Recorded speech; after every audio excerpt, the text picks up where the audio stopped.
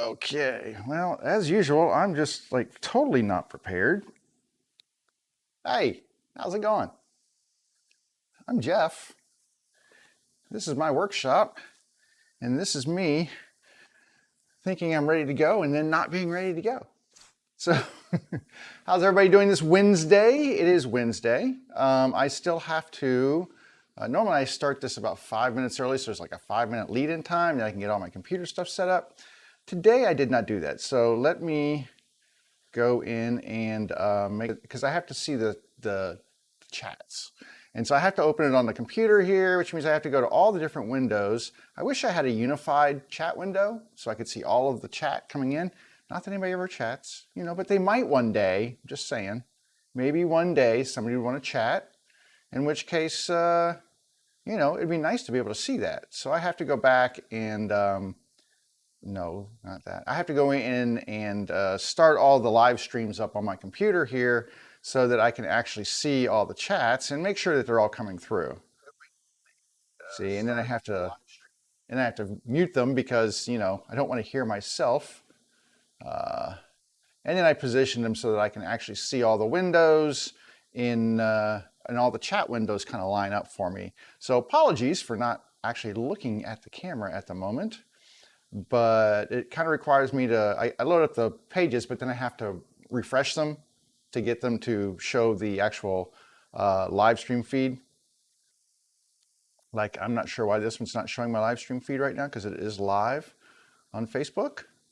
Hello, Facebook, I'm live. Show me the money.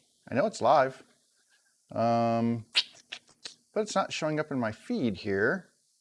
Let me just do it one more time here, just to take a peek here and see if it can find my live stream feed here.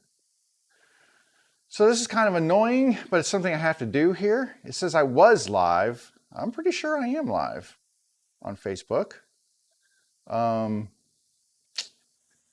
Oi, Facebook, why do you gotta be this way? Let me go back. Let me go back to just the regular Facebook page here. Go back into my stuff. Facebook always seems to be the biggest. I mean, they try to make it simple. I'm telling you, Facebook, some of their stuff, not so simple. All right. I need to restart this Facebook feed because even though it says I was on there, so pardon my vacancy, I do need to restart the Facebook feed because it is not showing up on here. I need to borrow my mouse here, and I need to go over to where Facebook was being fed, and it says that it's there, and it says it's live, but I am not seeing it. So I'm going to restart my feed on Facebook. So if you're there, pardon me, we'll be right back. Let me go back to, I kind of what I have to do is just go back to my page. I have to click the go live thing. It should have a stream coming in. I have to, oh God, I have to copy all of the title and the post and everything, which is kind of a pain because I already had them all in there, because you have to have a title and a post, or you have to say something about it. And I copy and paste all that stuff in there so that it's, so you can see basically all of my social links and all my links and stuff in there and what we're doing. And I do that beforehand, and I get it all set up, but that's not always the case. So now it says go live, but it's not live. So I have to go back to OBS and I have to stop that, and then I have to start it again. And yeah, so that's weird. So I need to go in and check my settings, and maybe it's my settings that are not right in here. They're supposed to stay forever. I have my settings set to not expire, but that doesn't always work. So let me go back in, and I have to, this is what I do every time. I go back in and I set the server address,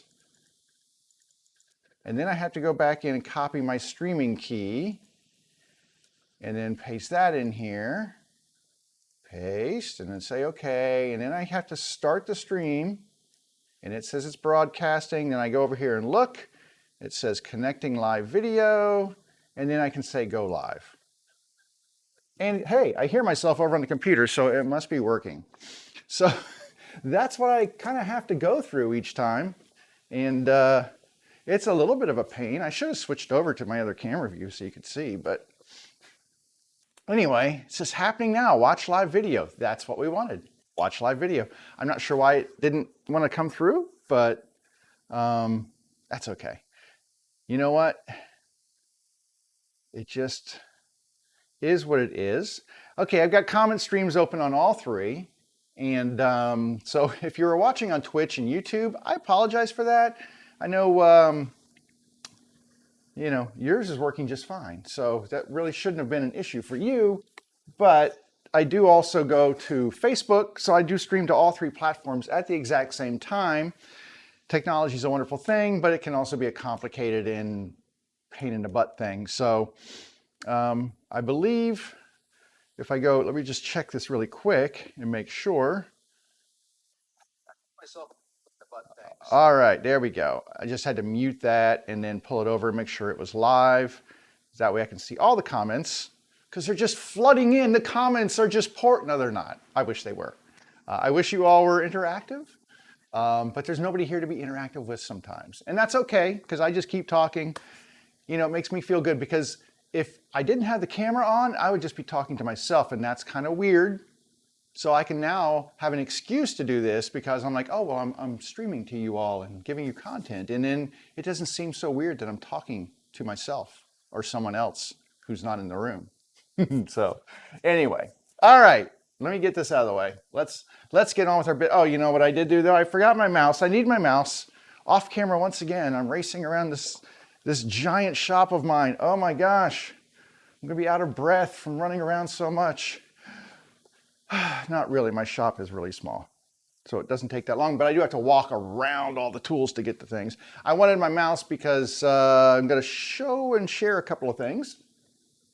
And so today, a couple of little different projects, so different than we've been doing, or one different project. I will say one project. I don't know that I'll get to two. Maybe I'll get to two. Depends on how fast we do one. Yesterday, oh my gosh, I spent, I don't know, 4 hours. I think it was about 4 hours staining bases. I am so done with staining right now. 4 flippin' hours. It's why I don't like that part of the process. I mean, it certainly, oh God, and there's a spot right there. It's the part of the process that pays the most dividends usually, because look at that, it looks great. But it's so time consuming and such a mess and such a, it just wears me out. 4 hours just standing there staining. And this is not finished now. This is the next to last step before these are done and ready to go out the door. The last step, see I do the whole bottom and everything. The last step to this is to actually spray lacquer on them. And I did pick up some more lacquer yesterday when I was out running around. Monday afternoon when I was out running around. I actually went out on Monday, had an appointment and got my first COVID vaccine. Yay for that. Yesterday felt a little oogie. It was weird. I don't know if you all have had yours. I had the Pfizer. So I don't know, like I was a little lightheaded and my stomach was a little messy and whatever. It was just a weird day. So I didn't really get a lot done yesterday except for the staining. Like I said, I stood out here and stained for somewhere between 4 to 5 hours, just staining and wiping the stain, and it's a mess. I'd much rather would make things and build things than do the staining. It's just, anyway. That being said, the staining is done. So that's a good thing, and I can move on. Now, I'm not going to do any lacquer right now. I'm going to clean these things, though. I'm not going to do any lacquering right now. I like to set the stain, let the stain set up for a couple of days before I start applying a top coat to it, just so that I know that it's completely dry. Some of the areas where the stain gets applied, like in the logo, there's probably a little extra stain in there that does not get, the extra stain takes a little while to dry. And while I could probably go ahead with it, it's not been really warm. It's a little humidity. Well, it's about 45% humidity in here. which is not too bad. But it's not probably perfectly dry yet, and I do not like to apply any top coat over anything that's wet. Obviously, that's probably not a good thing. So I usually just let them sit for a couple of days after staining before I get after putting the top coat. Sometimes they'll sit for a week or two because I just really want to be doing something else. But as a general rule, I do not apply a lacquer until they've sat for about 48 hours, give or take. And then I know that the stain is really dry, and it's okay to move forward with the lacquer process. And then lacquering these will take, it's all rattle can stuff. So I've got, a bunch of rattle cans. And I generally don't have facility to do more than one at a time. I have one of the Black & Decker workbench things, you can fold up workbenches. And I set that up, I kind of open my garage door, I set that up right by the garage door, and then I have a little Lazy Susan turntable thing that I got from IKEA, which is great. I got that from IKEA, I taped some paper over top of it, and then I set that on top and use that, and I spin that with my item on there as I spray, and it allows me to quickly be able to get all the sides without having to pick it up physically and move myself. So it's kind of nice that way. I can kind of figure out which way the wind's blowing. I set my fan to blow out the garage. I would love to have like a spray booth. That would be awesome. And I've thought about making a spray booth. In my basement, I have a window in my basement, like a full-size casement window, that if I open that window up, and then I could seal around that and put a fan, like the fan I made my air cleaner out of. If I could put a fan in there with a filter on there or a couple of filters on there, I could basically then kind of bring some tarp or something around there, some plastic or something, build a frame around there, and then spray towards the fan, which is towards an open window, and that would suck all the fumes out and be a nice clean solution. I mean, that's the only way I could do it inside my house. Even doing it in my garage with the door open, it gets a little stinky in here. And my family's like, "Are you spraying again?" Because I mean, I try my best to keep it out. Unfortunately, springtime is not a great time to spray outdoors because there's so much pollen in the air and it's just blowing all around. So it's hard to spray outside during the spring just because there's so much pollen particulate that it'll just be landing on your wet lacquer, and then that's a whole new mess. So I do it in my garage. I kind of blow the air out past it, but that's a whole show unto itself. And then, like I said, I do one at a time, which means that I'll spray one down, then I wait 15 to 20 minutes, come back, put another coat on, put another coat on. The other thing I can do, depending on which side I'm spraying, if I'm spraying the sides and such, sometimes I can take that one off, set it on some like painter's triangles or whatever, put another one on there, get that sprayed. So I can kind of keep two in rotation. I don't have room to really do more than 2 or 3 at a time. And it's a lot of work to spray. It's not as bad as staining though. I don't hate lacquer spraying as much as I hate staining. I hate staining. It's just, I do. I would much rather do a really nice oil finish, and you wipe it on, you wipe it off, and you let it sit. You come back, you do another one, you know, Bob Drunkle, you're all done. Anyway, these unfortunately are stained. So that's just what I have to do. And I have some other pieces. I still got to get the rest of that knockdown table stained. I haven't done that yet. I'm going to try to work on that. Maybe this afternoon I'll stain those, maybe, or tomorrow, because I really need to get those stained. So, Lois, hey Lois, how you doing? Nice to see you here. Thanks for coming by. So anyway, but the sewing machine bases, to kind of circle back around, are going to be off the books for a day or two until I can get to the stain. And like I said, they're pretty much done. So until I move on to a new batch of them or a different style or something like that, I'll show you these ones that I'm done lacquering them, but there's really nothing else to see on those. We kind of took them from A to Z through the process. If you didn't see it, you can go back and watch my old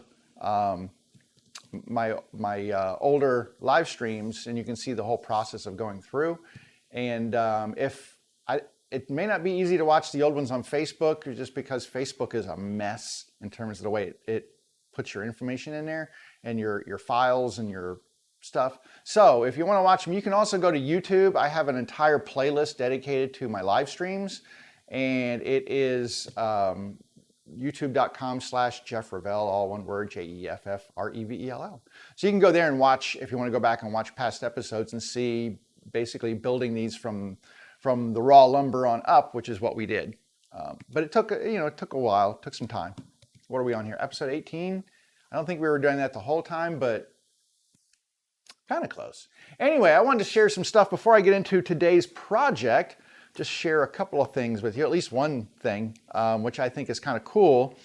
I was in my basement the other day and rummaging around looking for something, and I found a box, just this box right here. I found this box down there, and I was like, oh, what is this? I haven't seen this in a long time. So I went and looked at it, and inside is an old project kit. It's a kit, but this kit is, I'm going to say, anywhere from 25 to 30 years old. I got this when I was a youngster, and I was into photography. My job was photography at the time, and I started getting into large format photography.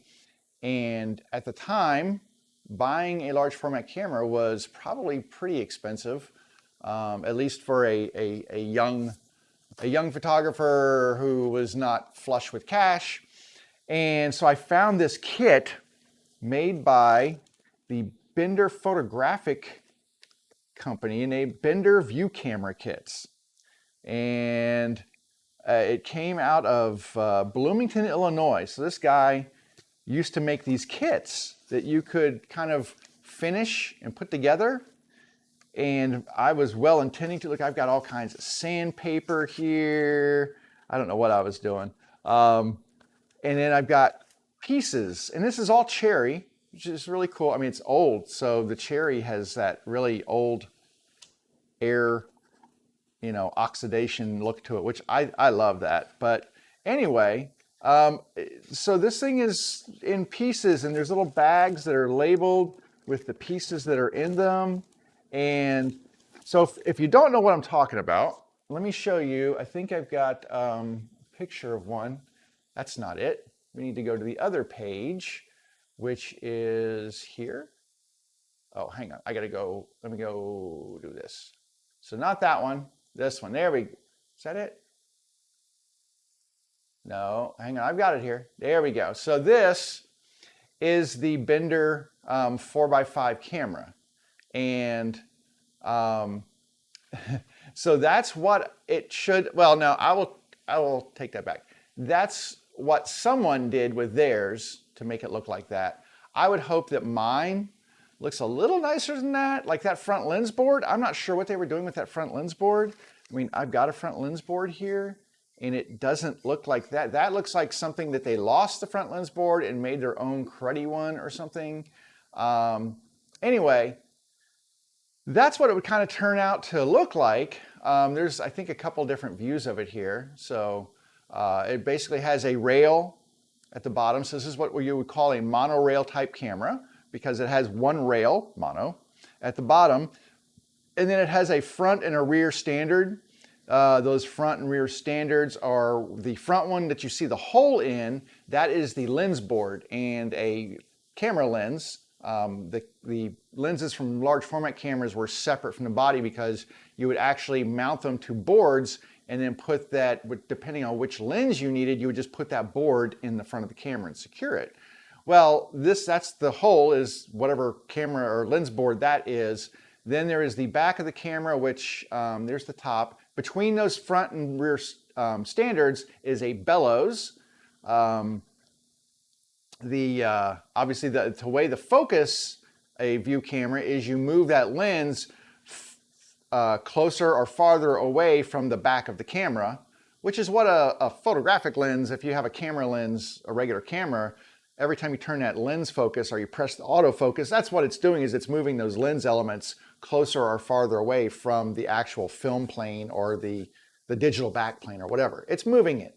Well, in a view camera, you are the one that moves that. So you can move that and slide that back and forth.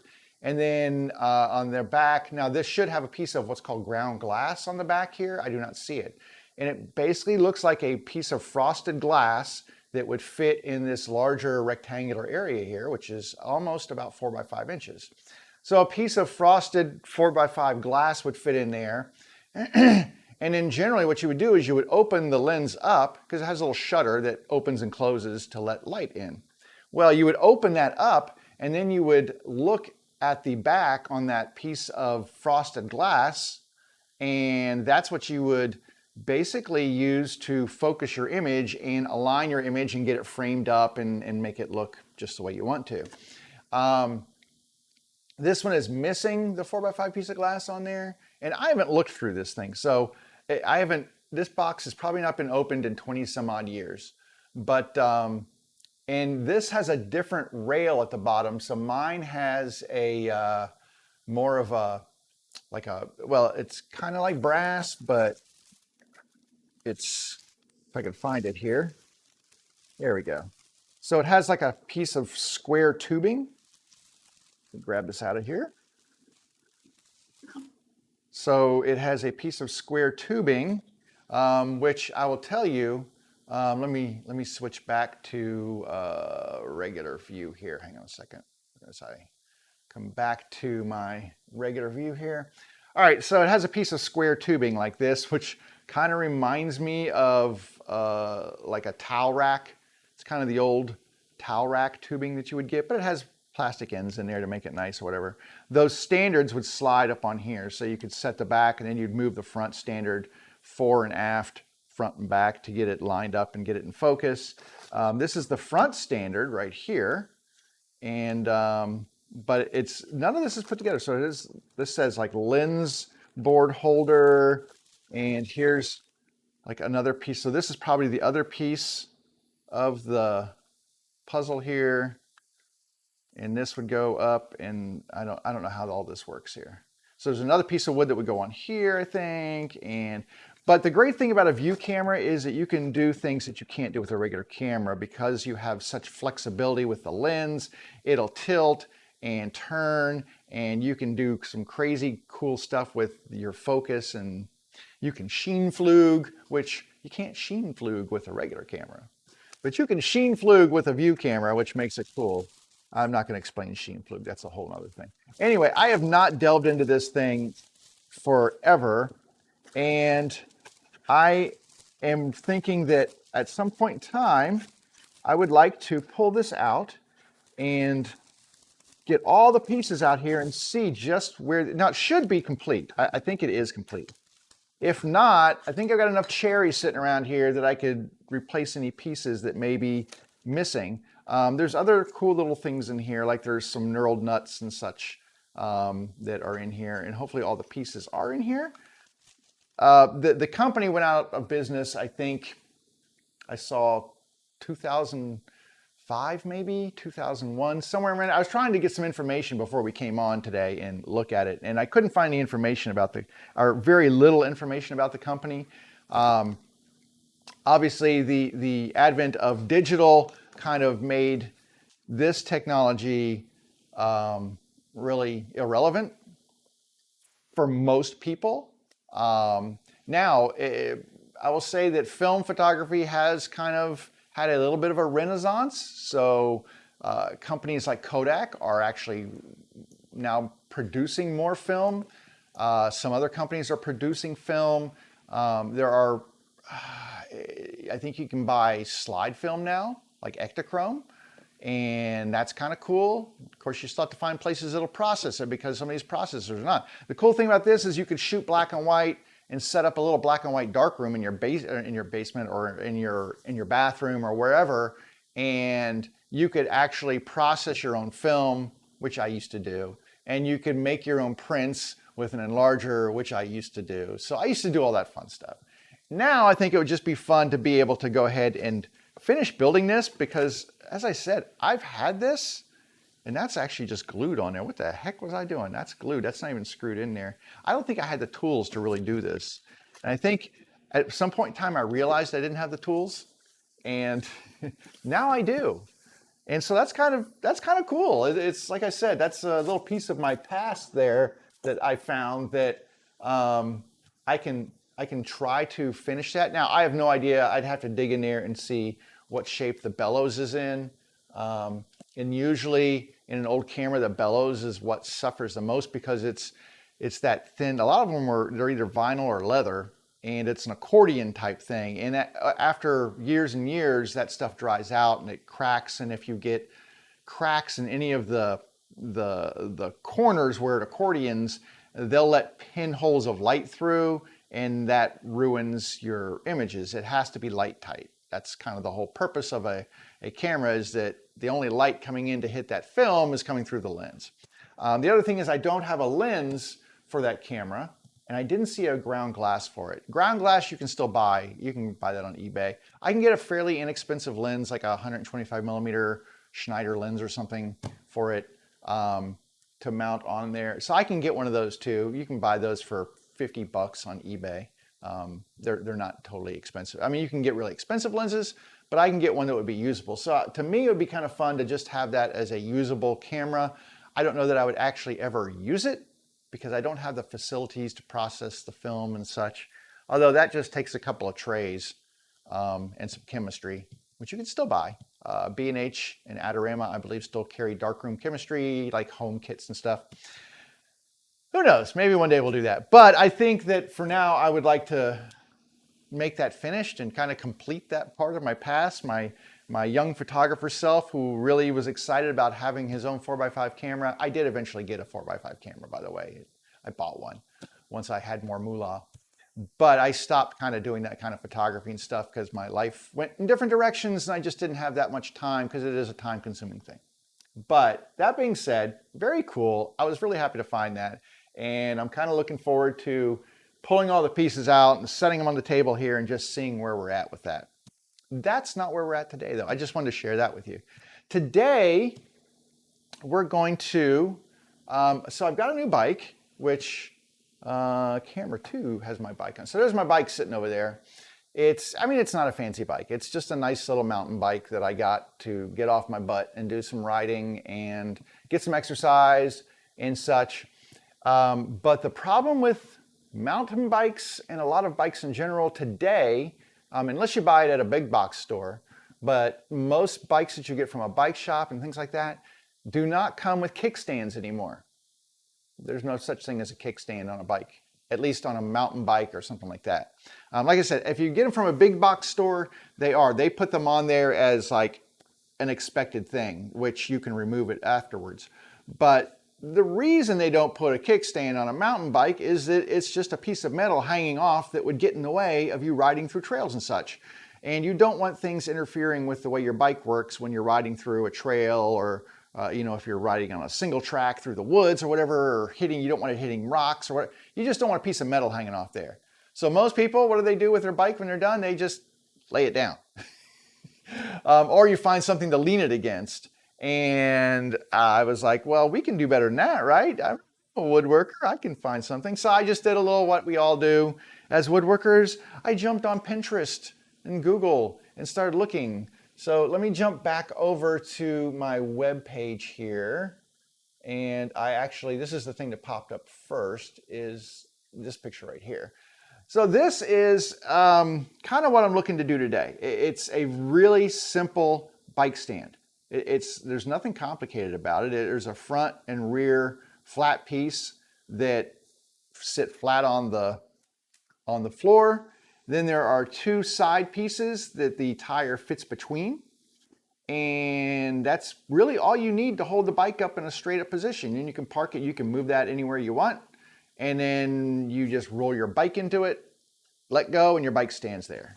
And so I'm thinking, well, I could do that. That's just, I think they're using 2x4s there. It's really that simple. And I was like, well, shoot, I can do that. So that's what we're going to do. We're going to go measure and we're going to figure out what I need. I went digging through my scrap bin. I found like this piece I actually used the other day when we were testing stain. and testing sanding as it equates to stain. So I've got a couple pieces of this. Is just knotty pine. Most of the stuff that I'm using is fresh out of my scrap bin, or stuff like this is also pine. This came from a pallet, so kind of cool pallet stuff. And then this is some pine here and another piece of pine here. I figured pine's probably just as good as anything. And this is stuff that I'm probably not going to use for pretty much any projects.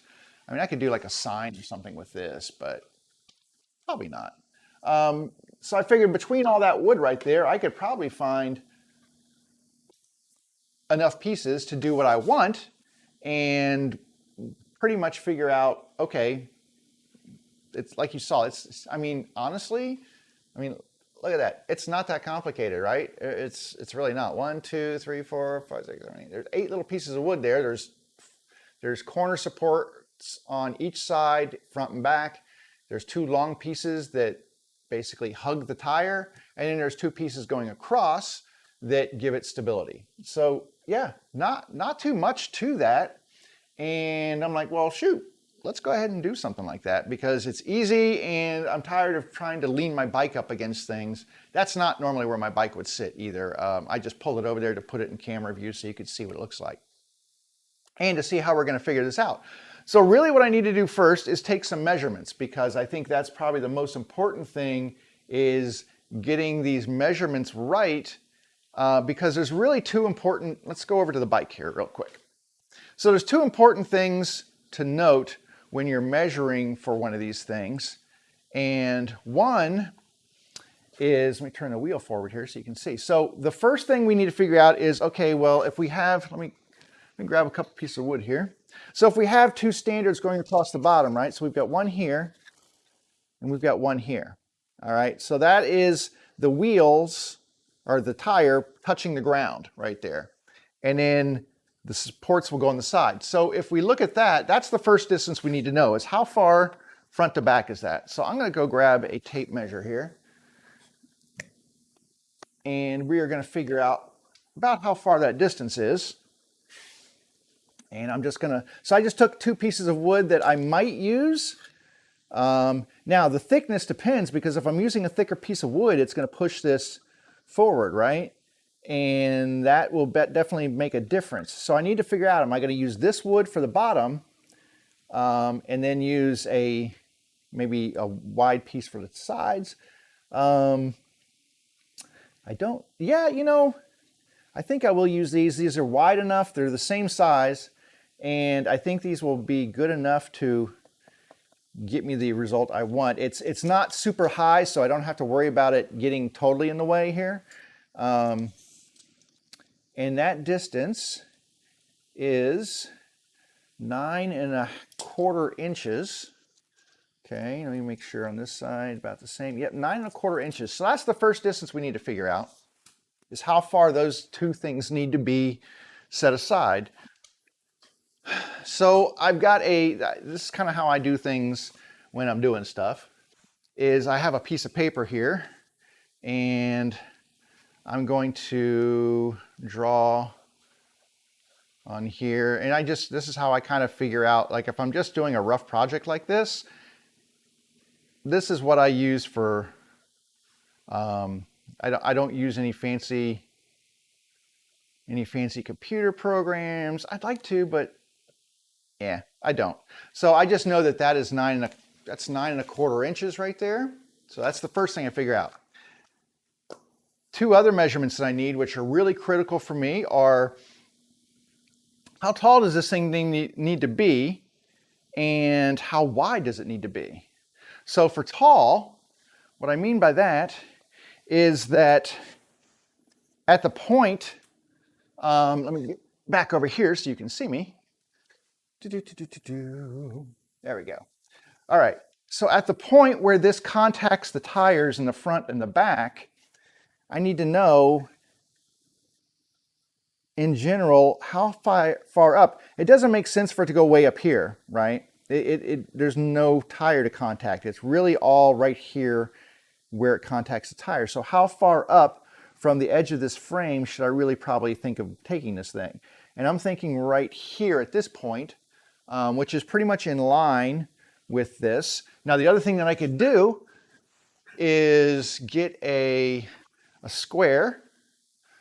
Let me get my little woodpecker. It's probably more than I need, but I can get a square and I can put that square up against the board here and then come over to here and see about how high up that is. So I'm thinking that is 6 inches from the ground, and then I could subtract 3/4, so 6 inches up. It'll be the same here, should be 6 inches up. Put it over there, just take a look and see, and yep, about 6 inches up, which puts it to right about here. That's the line we want. So directly across 6 inches, and then the other measurement, which is kind of critical, is the width of the tire, because you don't want it to be too loose, because if it's loose, it's just going to it'll wobble. You don't want that tire wobbling, right? You want it to fit in there, and you want it to be a nice tight fit. When it goes inside those two, when it slides in there, it should be nice and tight so it's not going to wobble. So I'm going to take a set of calipers and just measure the width of my tire here. And, you know, I don't need this to be super, super exact, but pretty close so that it slides in and kind of hugs the tire. Which, the other thing you could do, which is kind of interesting, like on this tire right here, let me see if I can find it. Yeah, so this is a 27.5 by 2.1 tire. Well, I'll be doggone if I don't look at this tire. It is 2.1475 inches. So that's pretty accurate on their tire measurement there. So 2.1, and I think actually that's probably good, because if it's 2.1 inches, it'll be a nice squeeze in between there, and it'll hold it really tight. So 2.1 inches. The total distance, the other thing I did not get on this, so I can measure this, make sure this is 9 1/4, like we said. So I'm going to make that 9 1/4. So 9 1/4 inches, because I need to know how far, if I'm going to make this 6 inches at the back and the front, I need to know about how far that needs to be. So that's 16 inches. Okay, so 16 inches across these two boards. I'm going to write these down so I don't forget. So I need these boards that are going to be 6 inches wide. At the ends, they'll be 6 inches. So these will be 6 inches this way by 16 inches this way. Okay. And I mean, it's not a fancy drawing by any respect. It's not fancy. But I know that, and I just do a times two. I need 2 of those. So I need 2 boards that are at least 6 inches wide and 16 inches long. That gives me the 2 pieces that hold it in sideways like this, right? I need these 2 boards right here. Well, they're already set. I don't have to worry about their dimensions, because they're already, I'm not going to worry and change their dimension. They're fine. They have enough width. Let me just really quick. I didn't even look how wide they are, but they look to be about 16 inches. 18. So they're 18 inches wide. And I think that is more than wide enough to provide stability for the base. And I mean, it may even be more than, too wide, but I think it's okay. The big thing is I don't want it to take up too much space on the floor, because, you know, I'm going to be walking around these things and stuff, and I don't want it to be totally in the way. But we're going to start with this. I can always cut those down shorter if I need to. So we're going to go with that, 16 inches by 2 inches now. I need a board that's at least 32 inches long and at least 6 inches wide. And I think I've got that little candidate right here. Let me do a little measuring on this thing. So this is, well, it's not 6 inches, but it's 5.5. I don't have a 6-inch wide board. So, you know, I think I can get away with 5.5. I think 5.5 will be just fine. And I think width-wise, length-wise, we're really good at just over 40 inches. So we've got 40 inches wide, 5.5. I mean, 6, 5.5. I mean, we're talking a bike rack here. So precision is not necessarily the largest requirement. It just has to do the job. And then that's going to be the bulk of it. Now, what I also will need are some triangular pieces. And the triangular pieces are going to anchor these to the flat pieces. You can't have, I mean, glue wouldn't work. I mean, it might a little bit, but it would just flip over. So I could use screws, but I can also use triangular supports in those corners, much like, let me go back and see. So much like in the corners of that, you can see that there's triangular supports there. And like I said, they used 2x4s, and that's also a road bike. So those are really skinny tires too. But yeah, so I think we can probably maybe chop some nice 45s on here. I mean, I'll cut this off and then we'll just do some nice like some nice 45s like that, and then use those. I can drill in and put screws in. I can just glue them, which I might do, and then just use some brad nails. I've got some brad nails I can use on that, and that would be cool too. So yeah, I think we kind of got a starting point here. Oh, while I have this in hand, I was just going to show this to you. I had to run to the, well, when I went out and got my COVID shot, I went ahead and, since I was out, and did a couple of errands. And I was like right down the street from my local Harbor Freight. And I was like, ooh, this is a good time to replace my caliper, because the calipers I have are kind of cheap and black, plasticky kind of things.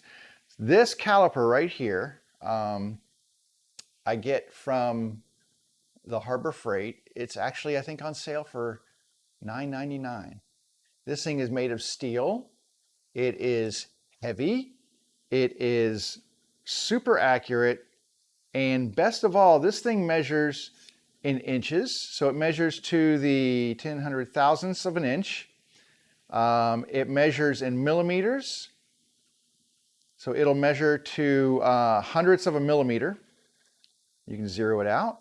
And best of all, this is why I like this so much, is that I can change this to fractions. So I can actually measure, like this is 97/128 wide. I mean, come on, how cool is that? This should be 1/4 of an inch. 33/128, or that's actually 1/4. But it says a fraction on there. And so that's why I love these, because I can use it in millimeters, I can use it in inches with decimals, or I can use it in fractions, which is super, super handy. Like if you're trying to figure out, I need to drill a hole for this, and I need to figure out, well, okay, this is 15-30 seconds. I can go and find a drill bit, because drill bits are kind of in the standard measurements of like 15-30 seconds drill bit to make a hole for this. That's why I love it. I was so sad when my other one busted. It's $10. It's really not, you know, that big a deal. The other thing that I really love about this, two things, really quick. I'm not trying to, you know, take over the show with a Harbor Freight tool here, but two things I really love about this. Number one, it has a lock. So you can turn this and it'll hold your measurement. So if you need to come back, you can use this and scribe a line with it if you need to, but your measurement isn't going to change. So it has this little lock nut right here, which is super handy. The other thing I really love is it has the depth gauge on there. My other one did not have a depth gauge. So if I'm trying to measure how far is it from here to the table, it's that far. That's the cool part. Or how deep is this hole, or how, you know, it gives you the ability to measure that, and it gives you the measurement right there. So if I put this at 0 and I zero it out, let's just go back to regular inches here. If I'm trying to figure out the distance, I can just go like this, and I know that that's 0.7875 inches from here to here. That is super handy. I'm telling you, one of these things for 10 bucks, it's one of the best tools you're ever going to buy. You could spend a lot more. I mean, there are other manufacturers that make these tools, and they make them much more expensive. But I have found this to be super accurate. Yeah, it's really cheap. They give you an extra battery, so a little LR44 battery. They give you an extra battery in the case. It does come with this nice little case right here. Mine lives in the case for about 2 days, and then I end up taking it out of the case because I use it so much. But such a handy little tool, and they sell more expensive ones, but like I said, this gives you 0 to 150 millimeters, 6 inches, SAE and metric. It's worth every penny of $10. So there you go. Harbor Freight, I love that tool, and I wanted to share that with you before I get into this. All right, so we're gonna make this. So what do I need to do? Well, I need to cut these down to 16 inches. That's really simple. I've got my base wood already. I've got this wood. We need to get this to 16 inches. So I will take these over to the miter saw, and let's cut an end off and get a clean end, because the ends on these are they're a little rough. Let's get a clean end, and then we'll measure off 16 inches, and then we'll get a, oh, what did I say? Oh, I need to remember the width before I forget. The width between the boards, this is 2.1 inches. 2.1 inches, there we go. And that's gonna be important for me I gotta keep these square going across, and then make sure that the width, when I go to set the second one, is 2.1 inches on each side. And then we'll be good. Okay, so let's go configure our, oops, that's what's supposed to be off there. It's supposed to be on here. Let's go configure our compound miter saw to just make some square cuts. We can also use the saw to make 45s. I don't do 45s on here a lot. I probably should do more of them. But yeah, hang on, I've got a bunch of little scrap stuff from other projects, and just get these in the scrap bins. I do not have a camera, so let me see, what camera can you see? Well, I think you can see from the main camera. Yeah, so I'm just gonna be over here, and I'm going to be using this saw, and I need my hearing protection. So I need to find, there we go. So I need my ears. I'm going to need my remote for my dust right there to turn on the dust collection. And that's pretty much it. We're just gonna pop that up like this. Oh, you know what? Before I do that, hang on. This thing is dusty dirty. I didn't clean it off last time. Let me do that first.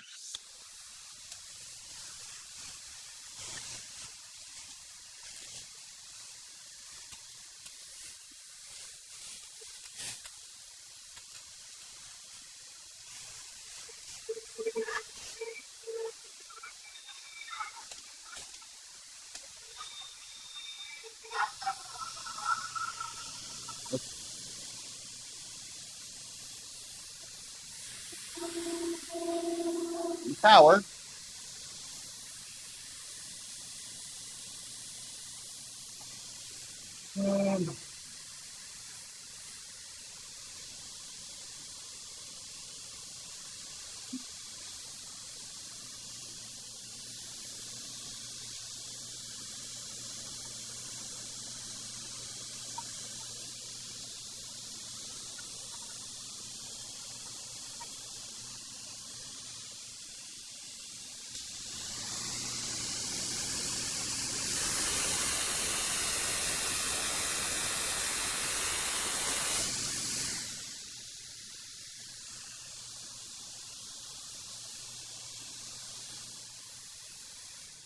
All right, so I just took one thin, really thin strip. I don't know if you can see that. One really thin strip off of there. And then I'm going to need these to be 16 inches. So I'm going to come over here and just measure 16. And then I will get my square here and scribe that line all the way across. And I'm going to double check to make sure that's 16, just to make sure. And it is. So that's 16. We take this back to the saw and we will cut 2 of these.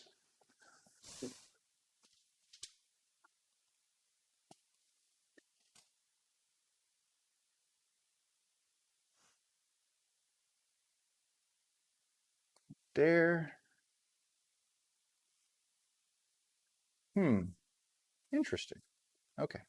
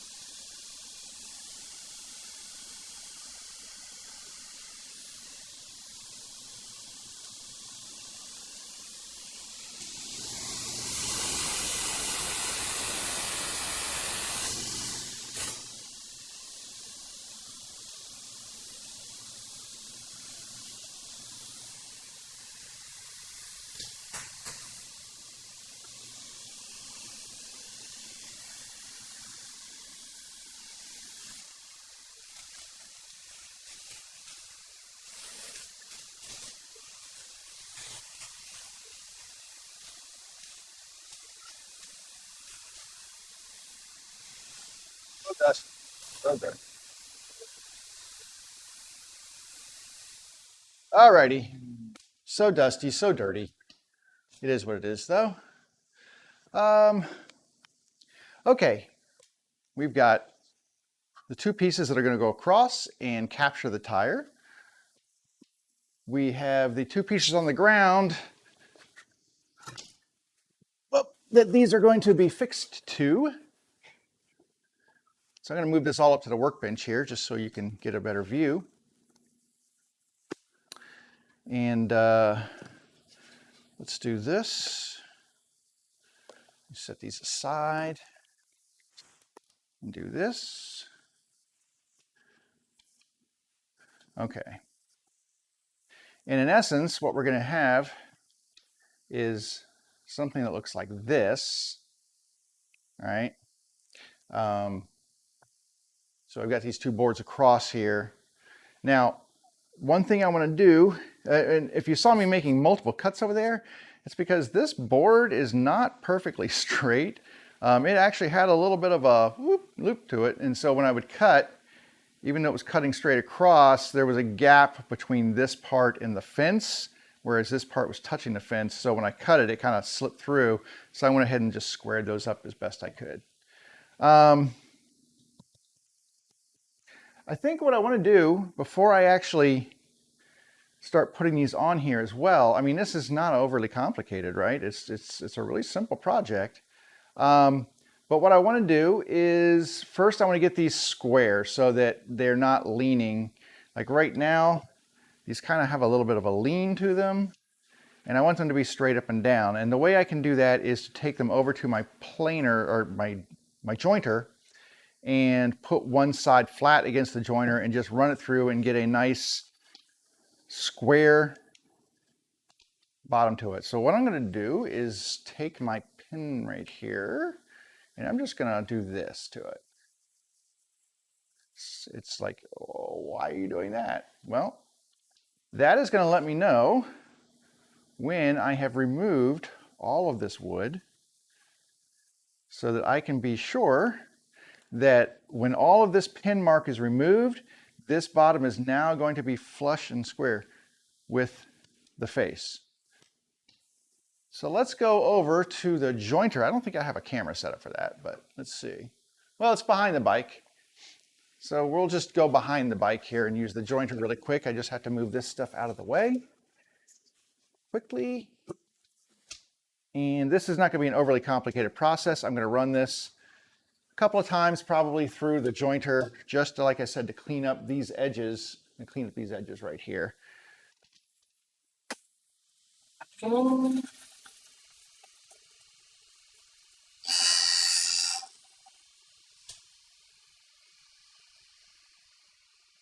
So just to give you an idea, you look and see that's one pass that I ran through there, and you can see it only took off a little bit. So this area was high, these areas were low, and I want this to all be straight across.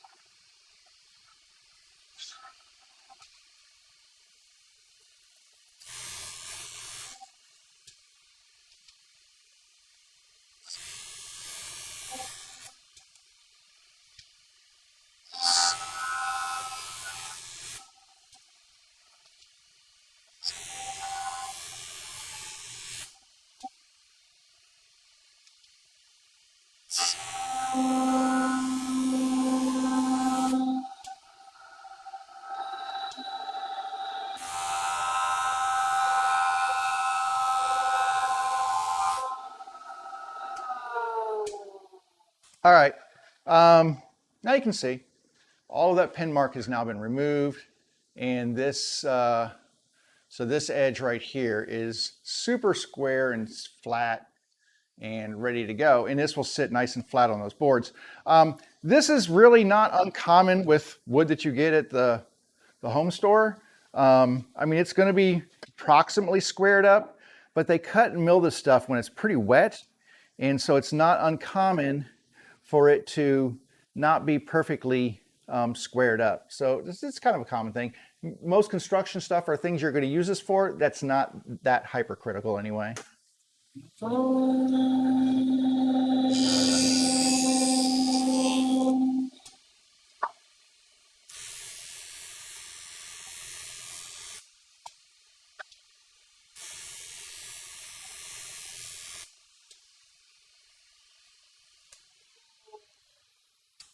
And this one was a little straighter, so it didn't require as many passes.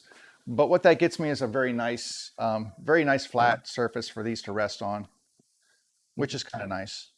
The other thing I was thinking of doing is to maybe get a little fancy, because, you know, don't want it to be completely janky. I'm going to set this aside for a moment. I'm thinking maybe I want to put a little chamfer on the edges before I start installing all this stuff. The other thing I could do is I could clean up the faces of this board. I know this is stained. This one's not, but I could basically ensure that these are flat and get this stuff off the edges that I put on there yesterday or Monday. And this one doesn't have any of that stuff, but I could still clean up the edges on there without really affecting the depth of them too much, because these are pretty flat. So I'm going to go back to the jointer, and you know what I'll do is let me just change this camera angle for you a little bit. Just pop this camera up here a little bit more, maybe if it'll let me. There we go. And then I'll zoom in a little bit on the jointer there, and then I'll switch to that camera for you. There we go. So behind the bars here, what I'm doing is I'm running out of space. No. What I'm going to do is take these boards right here and run them flat through the jointer, and then that'll just clean the faces of them off. and then they will look much nicer. That's the plan. This one's okay, but this one has all the stain and stuff on there, so it shouldn't take too much to get these cleaned back up in really nice condition. And I'm not really going to be changing the dimensionality of the wood that much. A little bit, but not much. All right, you know what I am going to do though, because this is going to be a larger board and it's going to be louder, so I'm going to go ahead and get my hearing protection when I do this.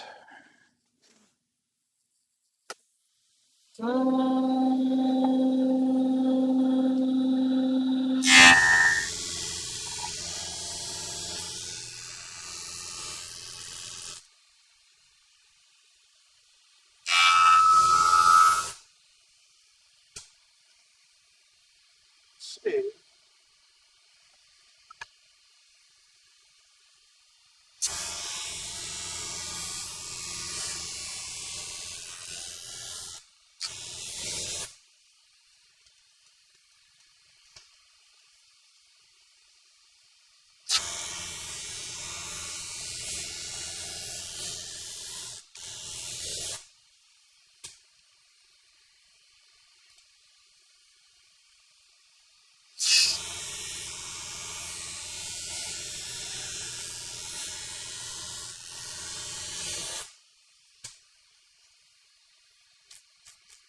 Flat.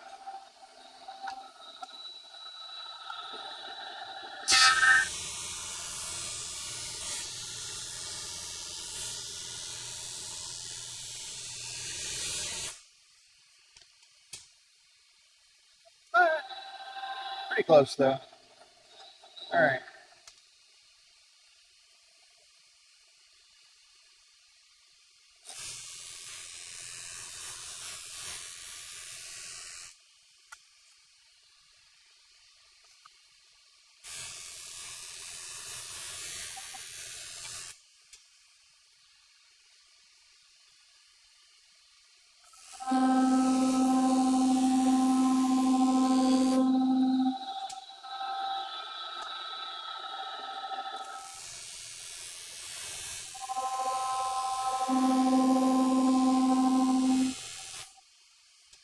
Okay.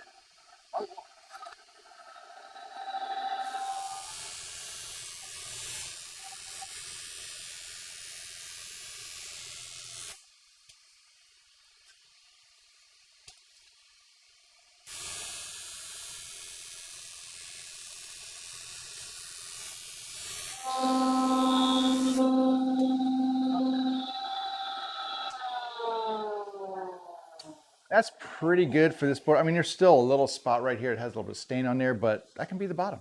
That's okay. But it is now nice and flat, so it'll sit nice and flat on the floor.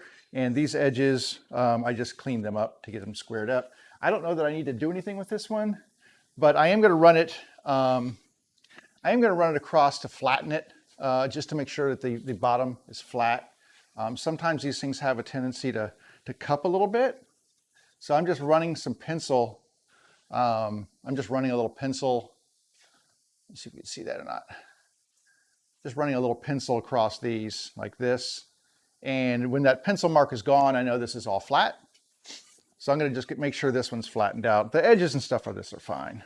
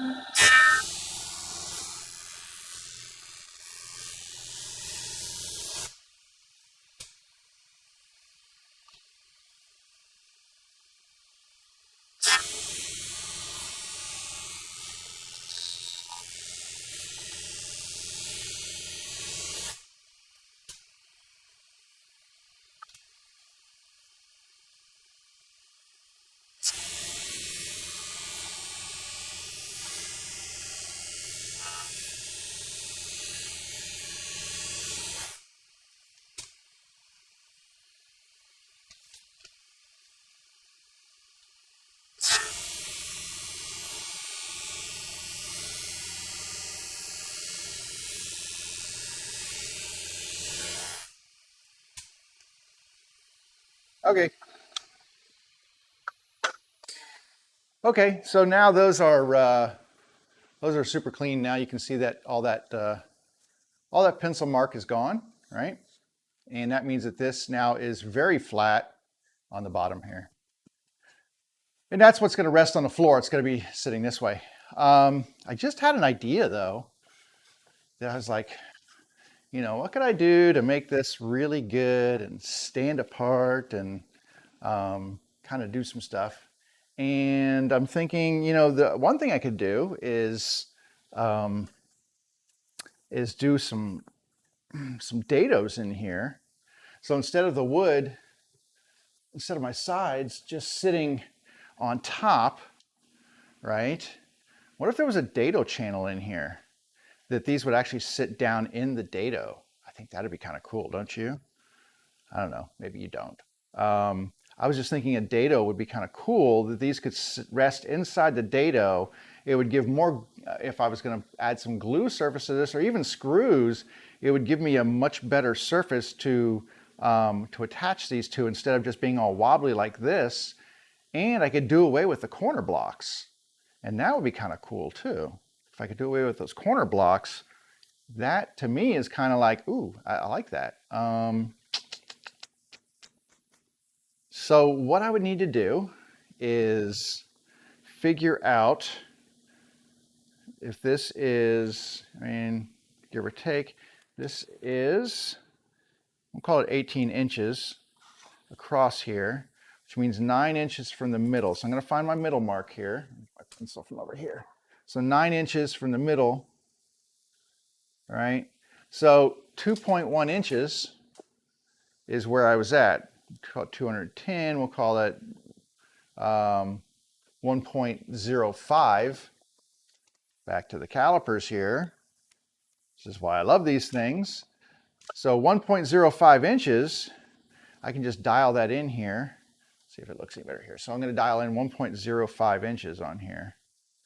1.005 is kind of really, whoa, come on, you can do it. There it is. And I can lock it in. That's why I love this. So here you can see I've got 1.05 inches. What I can do is make a mark on each side of this at 1.05 inches. And then those lines give me the inside line that I need for spacing. So I'm going to run this right up to my pencil and then do like this. And I'm going to find that other mark and do like this. All right. There is, you can see that. So that should be 2.1 inches. I'm going to do the same thing on this one. I'm going to measure off my 9 inches because that puts it right in the middle. That's how I know where my middle of the board is, because I want this to be lined up in the middle. So let me get my 9 inches on this side. And I will, once again, these are still locked in at 1.05, which is, like I said, it's why I love these calipers. So I'm just going to make a mark there. And I'm going to make a mark here. And then we're just going to get our straight edge and we're going to draw the line here. That gives me the inside line for my dado cut. So my dado cut is going to follow that edge, and then the dado will come outside. So if I take one of my boards, it's going to be the outside board, and put it on that line, I can technically just draw my dado right on here. So this is all going to be cut out in a dado right here. This is all going to be dadoed out. And then I could do the same thing with the other side. Right here, I could put that line on here. Now, what I will do if I'm going to dado this, I will do it on the not bandsaw. I will do this on the table saw, and then I will get close, and then I will just kind of like sneak up on the exact measurement that I need for this. If I was doing a bunch of these, I'd put my dado stack in. I have a dado stack that I could use and do that. But this kind of gives you an idea of the wood that's going to be removed is these areas right here and here. And let's just measure this now. Let's just see. Let's just measure this from this point to this point.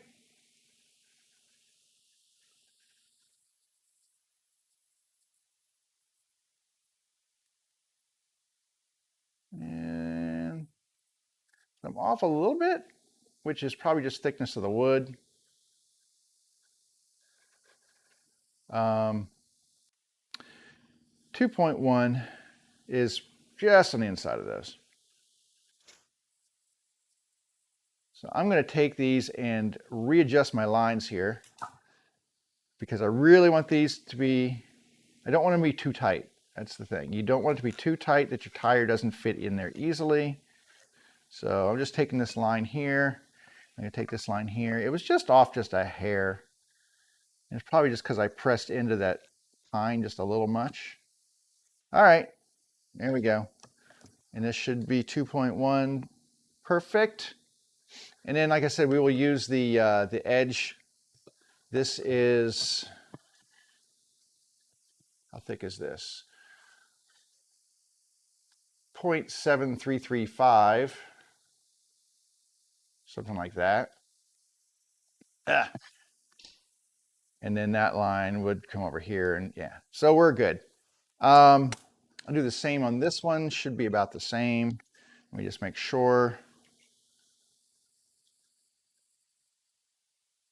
Yeah, so we're off just a little bit. Let's make sure we're getting exactly what we want for width. I mean, I'm talking, you know, now hundreds of inches. So, you know, perfection, you don't have to chase it too far. It doesn't have to be that big a deal. It's just, you know, figure, hey, if I'm gonna make something, let's make it nice, right? Let's make it nice and take it a little step beyond. Yeah, I could just slap some wood and some glue on here and a couple of nails or something, and boom, ready to roll. But anybody can do that. I want to make it so it's not anybody doing it, it's me doing it, and it's going to look nice. I need my corner saddle. Grab over here, grab my corner saddle right here. Because when I make these cuts, I'm going to have this running through the saw like this, and I need to see where those lines are. So I need my saddle here, which is great because I put this on the line, and then I can continue that line right around the corner there, and it just perfectly lines it up. Same thing with this one. Press that right in there, run that up to it, and then find that line there. There we go. And that gives me the line that runs continuously around the edge of the board. So when I'm putting this up against the saw, I can see exactly where it needs to go. Now, depth-wise, I don't know how thick this board is. Let's see how thick this board is. It is 0.72 inches, close enough. And so if I go like 0.35 inches, which is about 3275 is 3/8, I think. So if I go like 3.5, or maybe let's just say 0.3 inches. That's probably good. So right about 0.3 inches, a little over. So that is how tall I want that to be. And tell you what, let's just use all the tools. Let's use all the tools. Can't really measure that on here.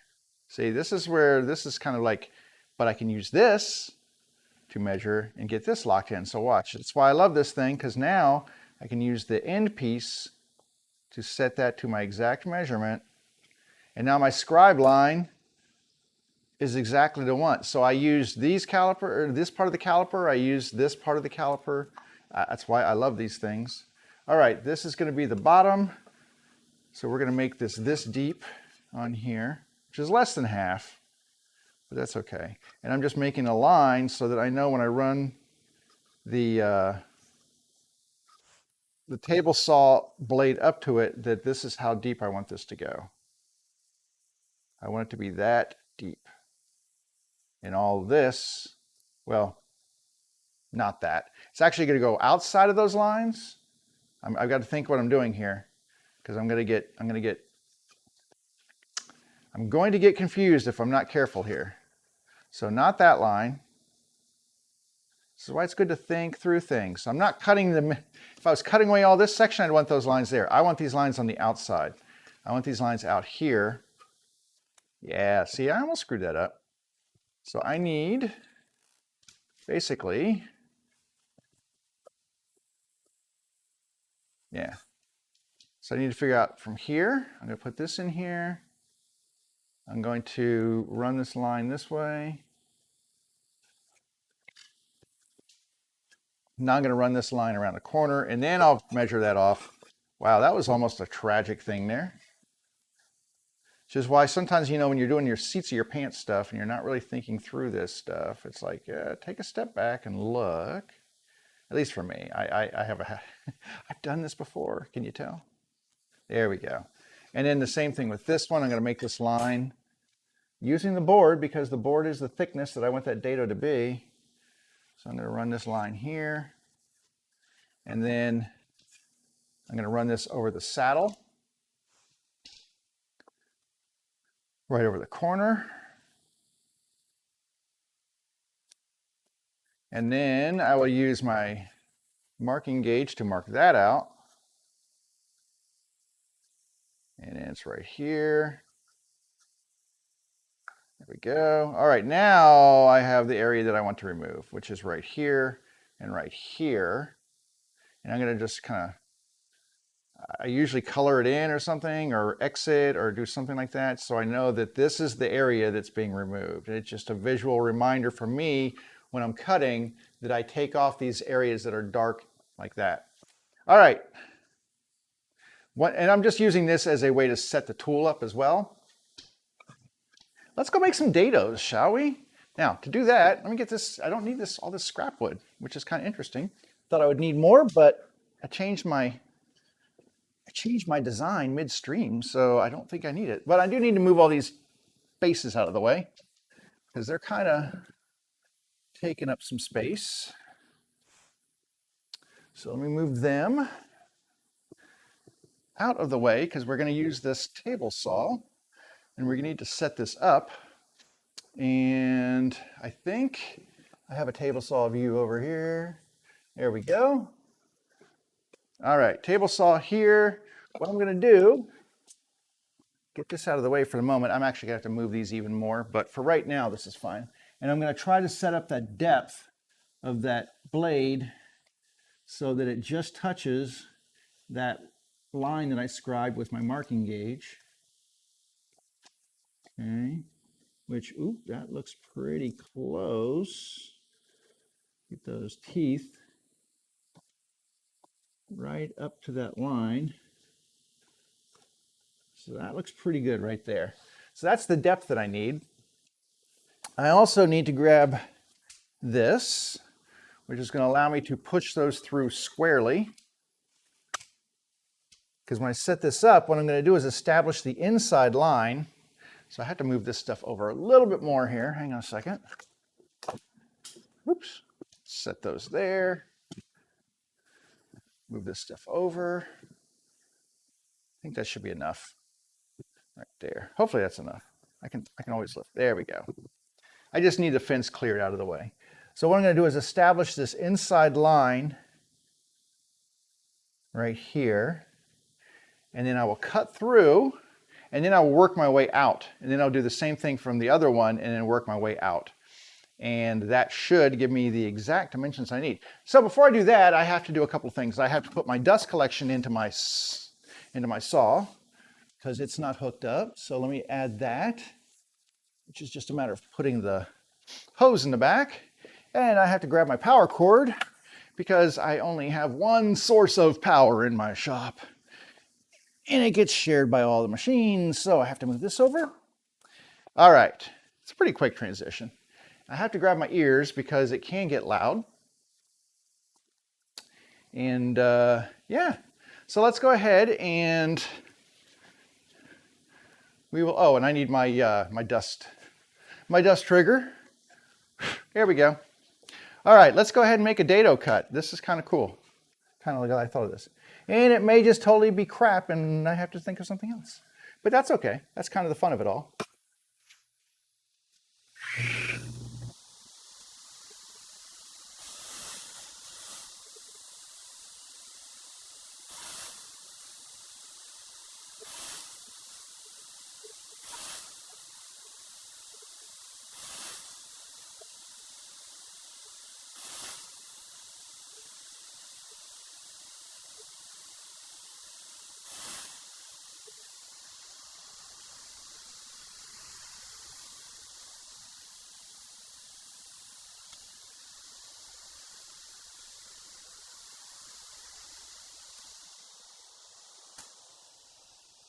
Okay, before I go too far, I want to grab my board here and I want to check that it's not too wide.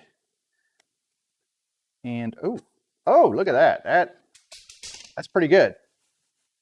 That's a good fit right there. It's tight.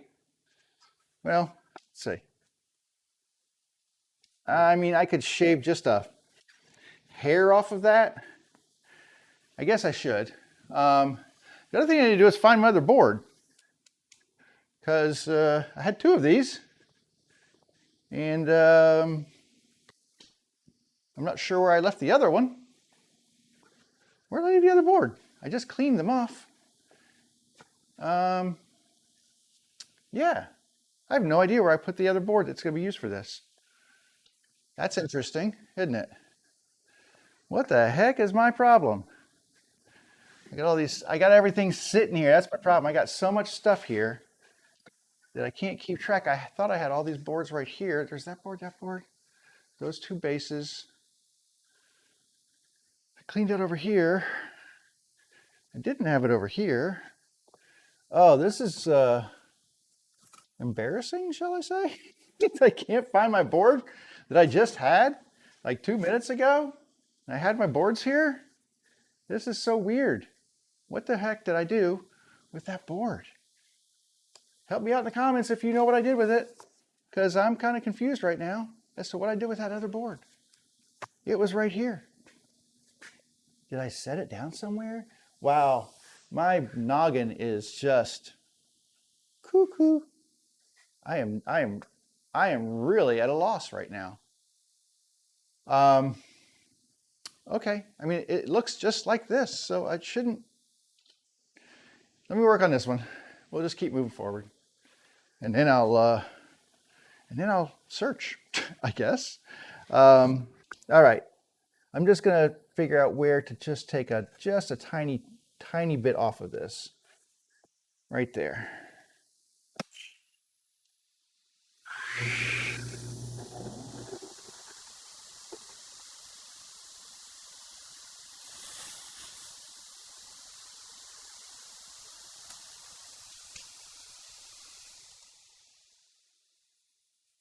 I am so confused because I can't find my other board. I mean, really, I didn't go anywhere.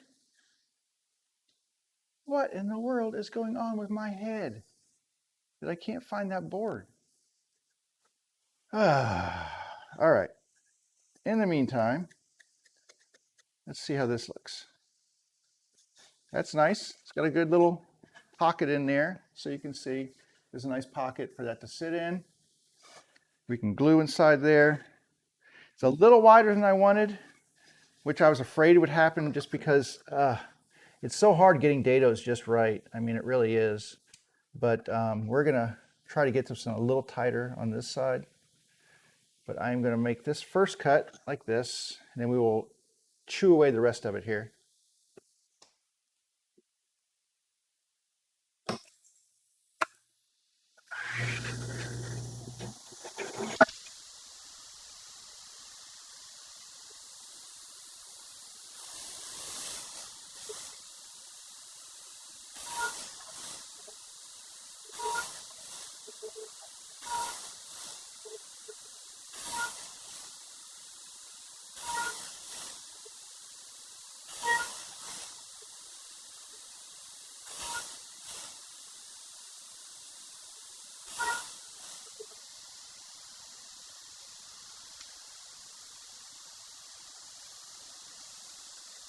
Perfect.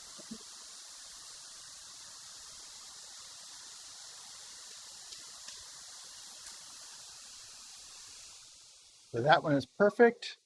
We will go around and grab the other one now, and we will make the dado cuts on that one while I still scan longingly for my missing piece of wood. I mean, seriously, this is ridiculous. How in the world do I misplace a piece of wood? Unless I knocked it off the front or something. I don't know how. Oh, golly. I found it. You know, that's the problem with wood. When you lay it on top of other wood, it's kind of camouflaged. It kind of looks like the wood. Oh, you know what I didn't do on this one?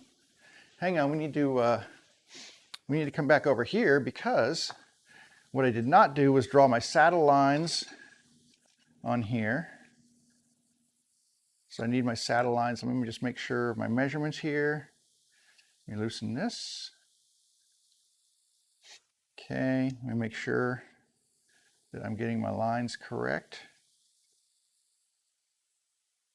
Okay, and then I need to connect these over the edge so that I can find them on the table saw when this part is face down. And then we will use, since I used that board already, let's use this one to measure these with, just for giggles. Gonna just measure this really quick right here and really quick right here. And all I'm doing is lining up the edge of the board with that line that I just struck there and measured. And then I'm going to use the other side of the board as my thickness line.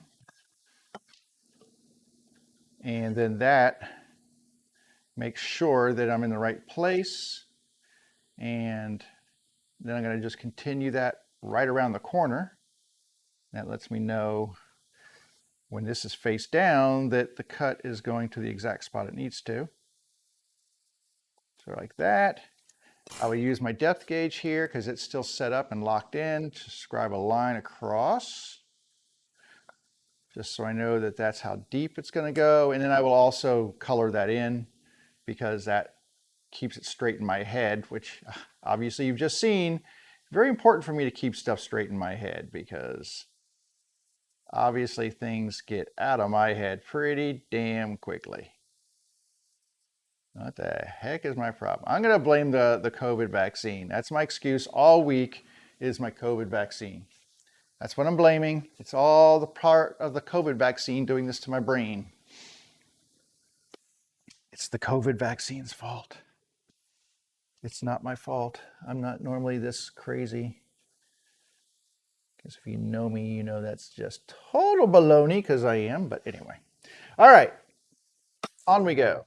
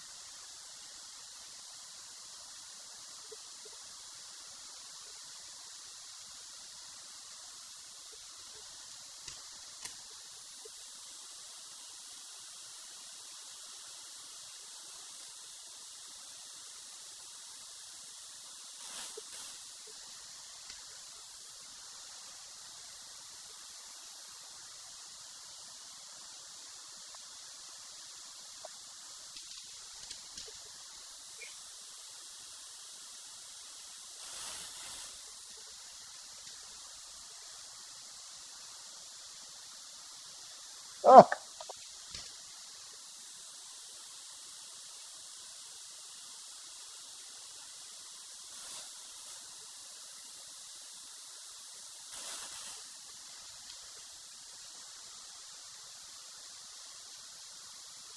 whew, that's so close.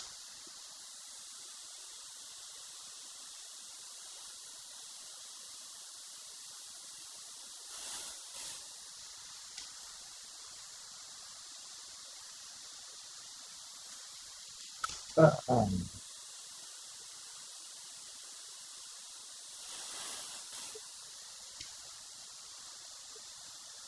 we go. All right, next.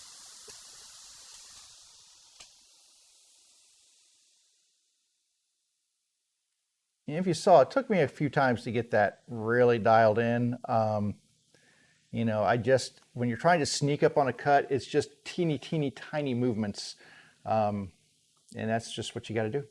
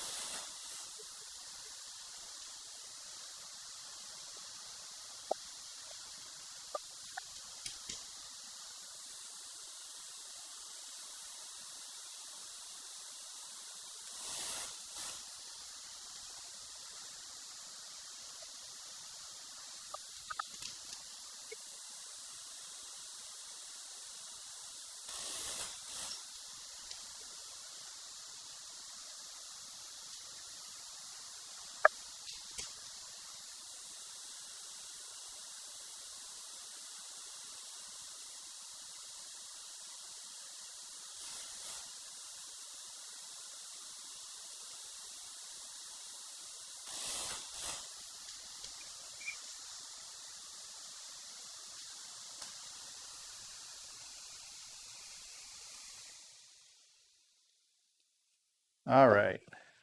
So that should be enough. I take this one over here. Let's just kind of move this whole thing over this way a little bit. I'm on the right camera. No, not that camera. That camera. There we go. If I move this over this way, put these in here, it should fit. Say that. Should fit in here. And the thing is, this is what I didn't do, was I did not use like the wood from each one to size up, you know, the one that, oh, this wood goes to this slot. Like, see, this one fits in there like nice and easy. This one needs to come back here just a little bit to get that squared up. This one will be squared up on here because that's a little easier fit to there. And this one, and this one. This slot right here on this one needs to be, I think, just a little bit wider. It's still just a little tough going in. This back one's fine. Back one's fine, but the front one needs a little help. And that's kind of what we're looking at, though. Oh, hang on. Didn't put the right end in there. And also, let me just kind of clean this out a little bit because you get a little chip out from that too. Is that going to fit? It's still just a tad tight for this one.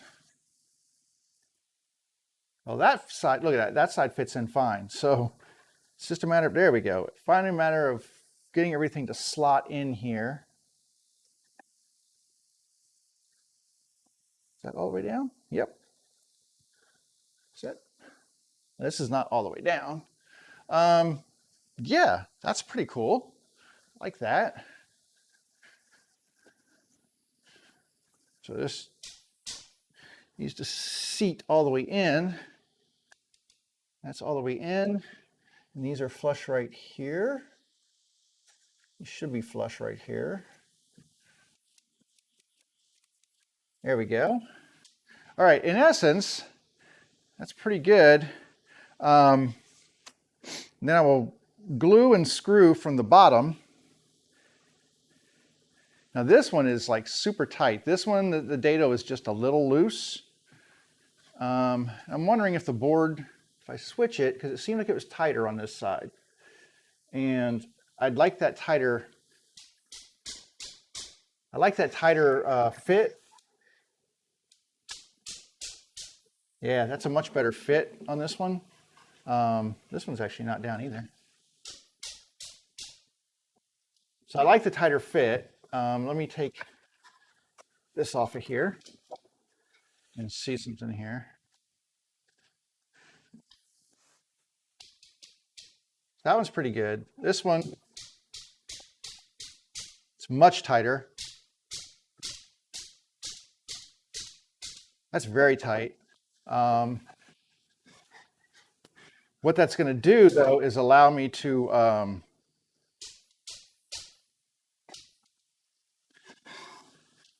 yeah, that's not even in the end there. I might just hit this with a touch of sandpaper. I bet that would work. Just to kind of really, a little sandpaper, or maybe a, was the sun gone? Yep, went to work. Oh, is it raining? Oh, it's raining. It's one of those days. One of those days. Let me get just this out and see if we can just shave this is why I need a stop right here. Just going to shave a little off of this one. My stop needs to go here. There we go. Just shaved a tiny bit off of this side here. Let's see if that fits a little bit better in here. Let's give it a look and see if this fits a little better. I think it will now. Yep. So all it took was just a tiny bit of shaving with the plane there, and that gets just a nice fit. Now this one I could have, I think one of these edges fits a little tighter than the other. I mean, these boards, unfortunately, are not exactly uniform from one end to the other. Like this one fits in here loose, but this one fits in here tight.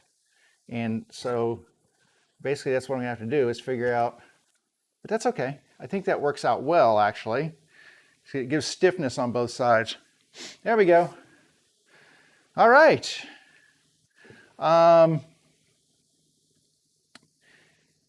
And I could test fit this right now.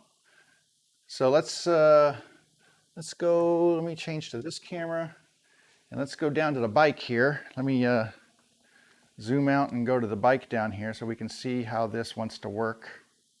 If it wants to work, right? Now this is only joined together by those dados, and so it's still going to be a little loose, but it should hold pretty sturdy up into here. And I'm going to turn this tire straight. Yeah, see, they slid apart. But right there, so if I take this tire, there we go, right here, and I run this up in here, and there it is. It's just holding it. I'm not touching it. It's just resting there. Now, that being said, there is a lot of pressure on these sides. I don't know that those dados would hold up to leaning pressure, especially if the bike gets bumped or something. That could lead to bigger issues. So even after all of that, I think I'm still going to put some corner supports in here. I think that would probably be a good idea to put some corner supports in. Let me switch back over here. So I think after having I mean, the dados are cool. They work. I mean, there's nothing wrong with the dados. And had these been really thick pieces of wood, I could have run much deeper dados and then they'd be really stout. As it is, they're not super stout. So I think back to plan A in terms of cutting some 45 blocks. And we have this lovely big chunk of thing right here that we can use to cut some big 45s and mount those in all the corners. All right, well, let us go make some 45s. So the thing I need to figure out is, all right, how big do I need these 45s to be? I will use my little gauge over here. I'm gonna pop back over to this view. We need to do this on the saw over here.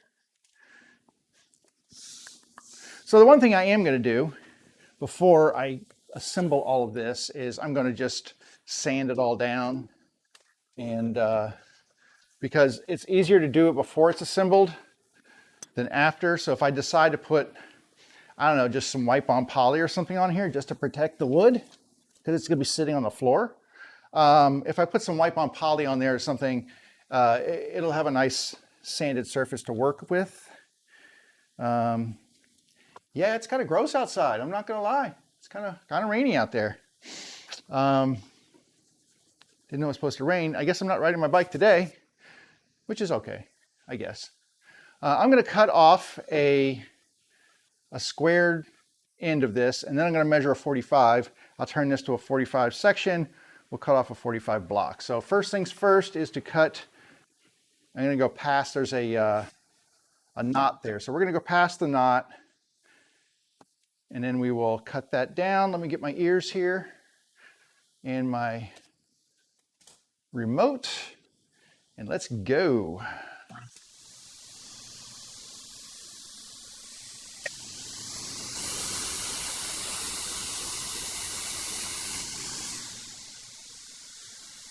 Whew.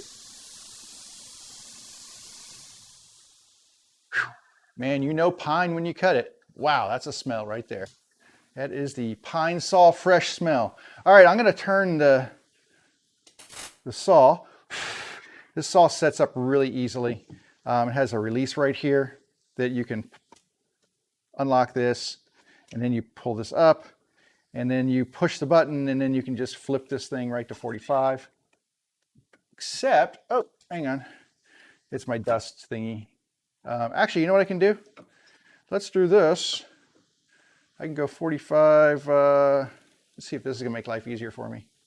If I go 45 this way, it does. Just because my dust collection is kind of pinching the wall there. So really what I'm looking at now is a 45 that runs this direction off of here. And I'm gonna use my shoulder here to just pick a line right here. And take that down. So there we go. So I got a nice 45 for myself to line up on here. And now I can put the saw down, figure out where that line is. All right, let's cut a 45 block. I'm gonna have to keep alternating between the two just to make this work, so. All right.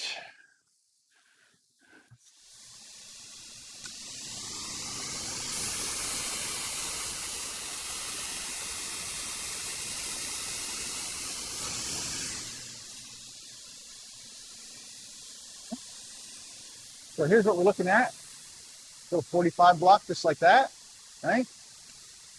Easy peasy.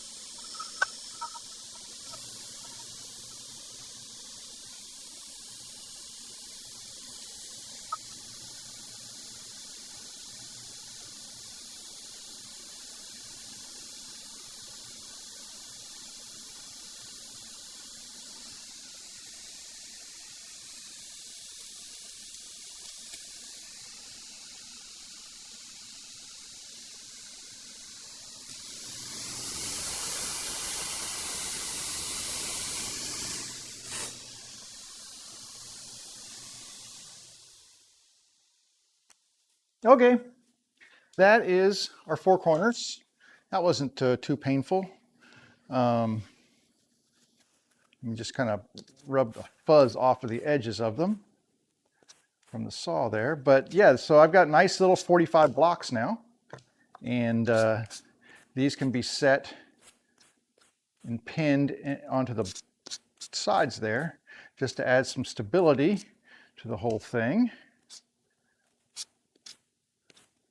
But it does carry a little fuzz with it there when you do the saw. All right. But it's not going to be the prettiest work of art ever. But it will work.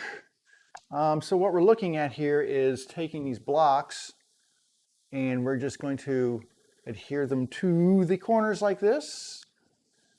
And that way we make sure that we establish that perfect perpendicular stance. And then when there's pressure applied to the top of this thing from a tire, it's not going to shove the whole thing out and destroy it.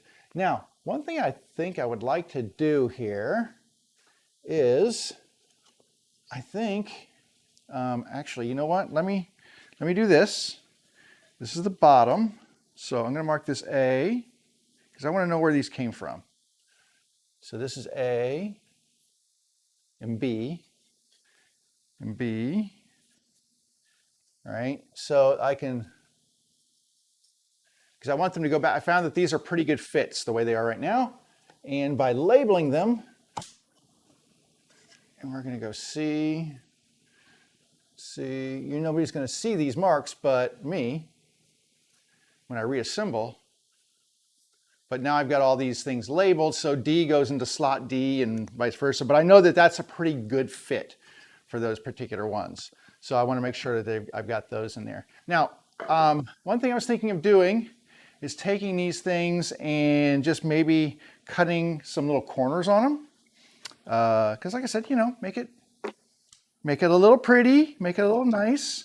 I can do this at the saw over here. I can actually cut through and get the same cut size on each one. So what I would do is I would just flip these things, but I can cut them at the same time, and that way the dimensions are going to be the same. So if I get this 45 on here, so I've got this 45, I just figure out how far I want that 45 to be on here.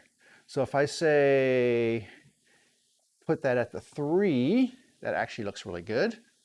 So 3 millimeter measurement. So basically what I'm saying is that this is 5, 4, 3. So the 3 lines up with the edge of the board right here. And that way when I cut this like this, I get a nice cut on that one. And then the same thing on the other side. So this is a little different here. I need to get it this way, which is kind of weird. So I have to do it like this. But if I just do 1, 2, 3, because these are square, use the same 3 mark, I should get the same amount of bevel off of the sides there. Good Lord, my dogs are running wild.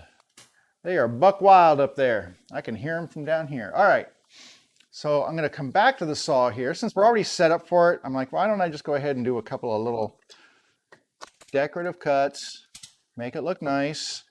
You saw he was using the clamp on there, and it's basically I was using the clamp, if you saw that, to ensure that the wood didn't tip after it cut, because you don't want that to happen.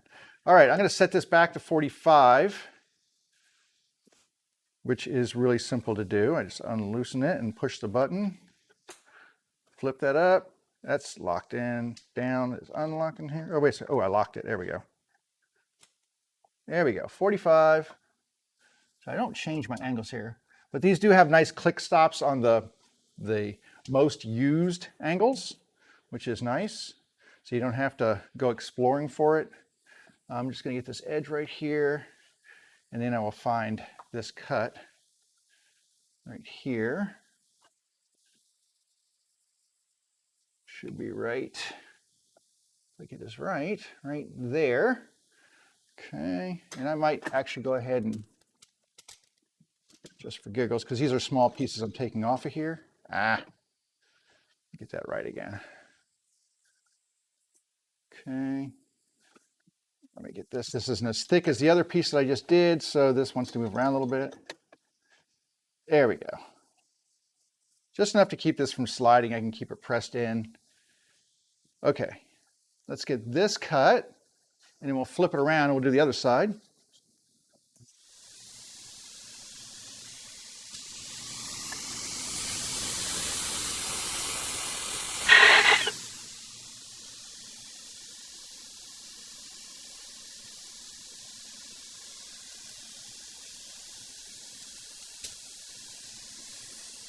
Okay, just a little closer.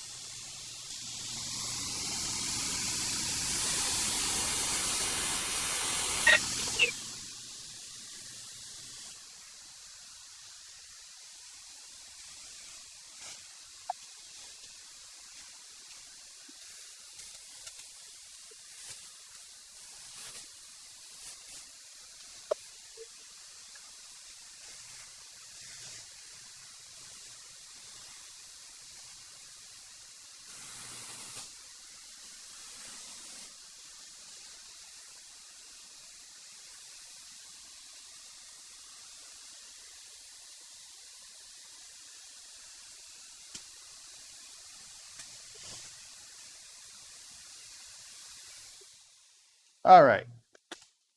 And that just gives us a nice little corner. We have this set aside. It's just a nice little, like a chamfer kind of thing right there. And speaking of chamfers, I think I'm going to chamfer. I'd like to chamfer at least the toes, the toe ends of these boards right here. I think I would at least like to run a chamfer across the toes of these just because it'll be sticking out, and if you kick that or something, at least it won't be a complete square edge there. So I think a chamfer would be nice on there. I can set that up on my router table, and or am I just going way overboard here? I probably am, right? Probably a little overboard on the whole thing, but it's kind of the way I like to do stuff sometimes. I'm thinking I would like to run maybe just a little edge route along this side and along the inside, just so it's not a sharp edge. I might already be set up for that. And boy, you all are a talkative bunch today. Not. All right, time for me to move my tables once more. My tables get moved.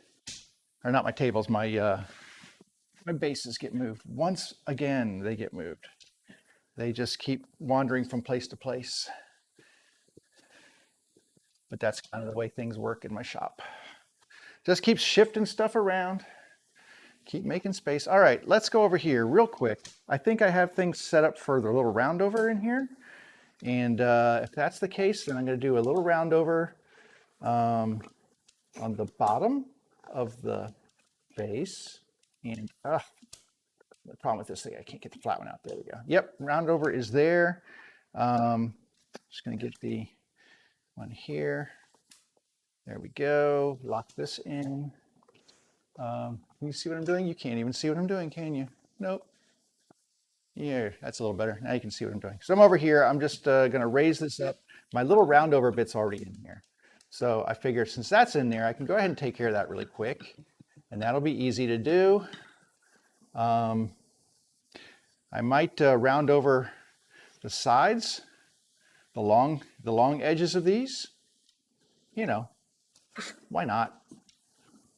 Why not? Let's go ahead and get this set up. Right there. There's my roundover. This is such a simple thing for me to do, is this little tiny roundover. I really, like I said, it's one of my favorite bits, and it really just adds a nice finish to everything. But it also takes care of things like, you know, sharp edges and corners, which can be important. So let me get all these blocks right here. I'm going to do the long side of those blocks. We're going to do the insides of these. So this is the inside. And I'm just going to make a little mark on the edge that's the inside edge here, because that is going to be the part that I clean off anyway. So this is A, so D should be in the front, so this will be the inside edge. Okay, so I know where those edges are now. And let's do some roundovers on those. We're going to do a roundover on the entire base. I think that's probably cool. So all of these edges on the bottom of these edges are all going to get the roundover. So let me set these aside for a second and set this aside. Kind of get one of my blocks here because these are small and I like my fingers. All right. Oh, I thought I plugged that into the right one, but apparently I plugged that into my sander. Too many plugs laying around. There we go. All right.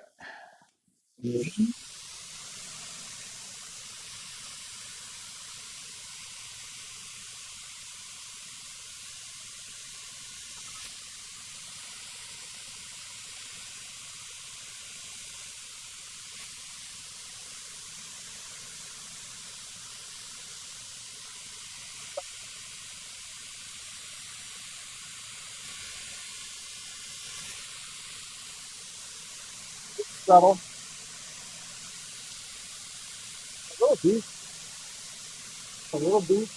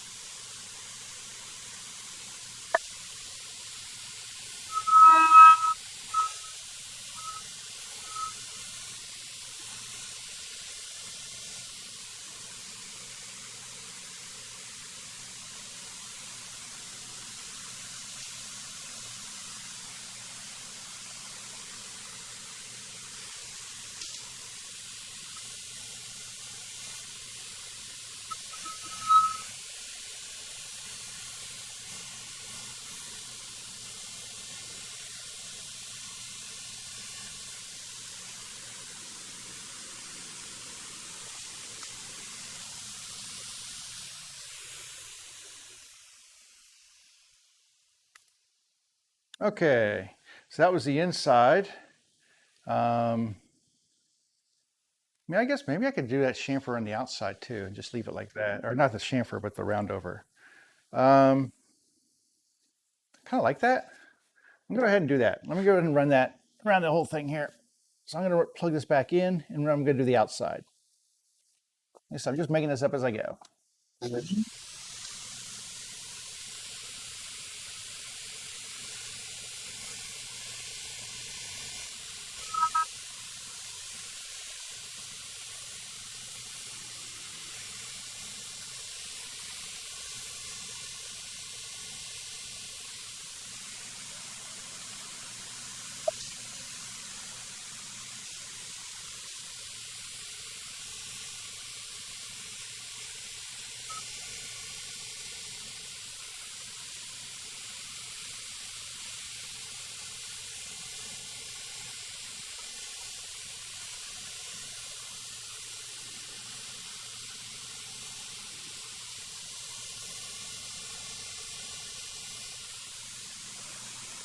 Okay.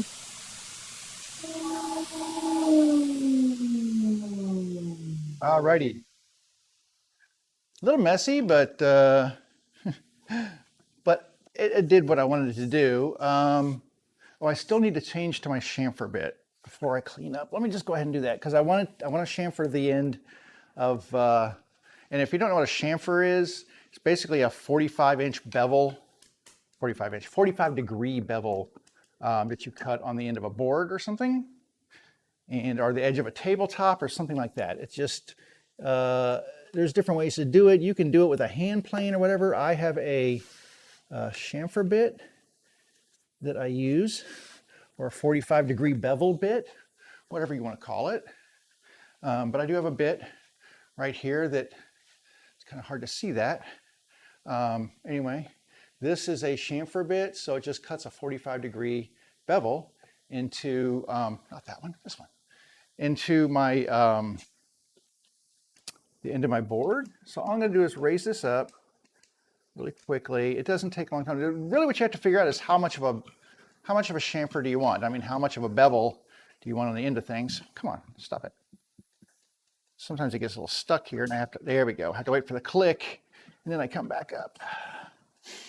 But you have to figure out how much of a chamfer you want on there. Lock in, get my wrench. So typically I do maybe about a ½ inch of a chamfer on boards, depending on how thick it is.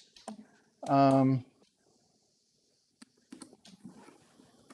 then what I do is I raise this up because if I leave it that far down, it won't clear. The stem on this is not quite long enough to where it really does a good job. So there we go. All right, then I have to get another plate because this plate is too small for that.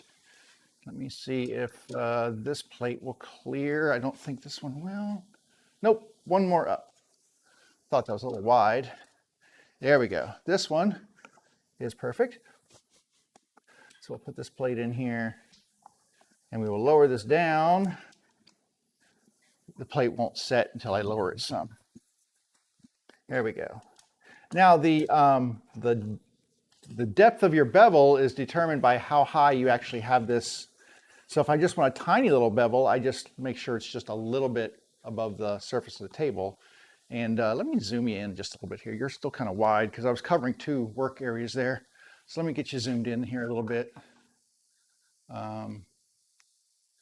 Let's come over here and we'll get you zoomed in there. There we go. Okay. There we go. That's a little bit better view for you now. I'll get the fence out of the way here. Push that out of the way a little bit. And there, now you got a better view. So the depth of that bevel is really determined, how much of a bevel edge you get is determined by how much of this you have sticking out. Right now, I would just be taking off like 1/8 of an inch bevel. It's not very much. So I'm going to raise it up. And I'm sure there's somewhere where there's like a rule of thumb, like, oh, you have to leave this much of a bevel kind of thing. I don't know what that would be. So I'm going to go with what appears to be a nice bevel to me. And we will make that happen. Now, one thing I want to find is I'm going to look for another scrap of wood here because I don't care, I'll just use this. I need a scrap of wood to put on the side of this because I don't want this to blow out the edge. So when I pass it through, I want it to have supporting wood on this side. If I just run it to here, it'll chip out. So if I have a piece of wood on this side right here, chance of chip out is much less. All right, that looks pretty good. Let's go ahead and my ears on and turn this back on, plug it back in. Because I unplug when I change bits and things. That's just kind of a general safety rule for me. All right, let's see what we get here with this one.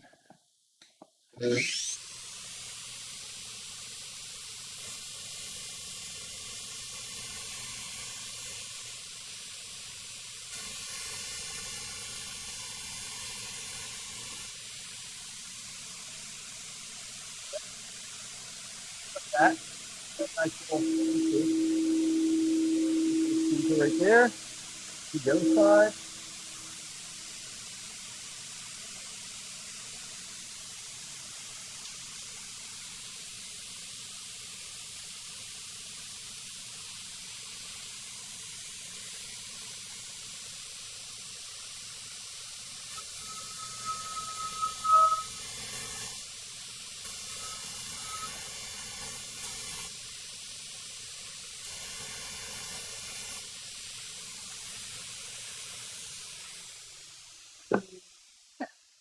There we go. So we got a nice chamfer, kind of just on the toe ends of that. It's a nice touch. It's also just makes this less of a sharp edge on the edges of that. So, yeah. And like I said, I like using the backer on there just to prevent any of the chip out from happening. So I try to, whenever I'm going across in grain with a bit like that, it just makes sense to use some sort of a support system when you're working across in grain. Long grain doesn't matter. Long grain, it's not going to chip out like that. But if you do in grain, you've got a big chance of chipping out pieces of wood here if you do not have a backer board. So little helpful hint from Heloise there. Use a backer board. I'm going to vacuum this up real quick.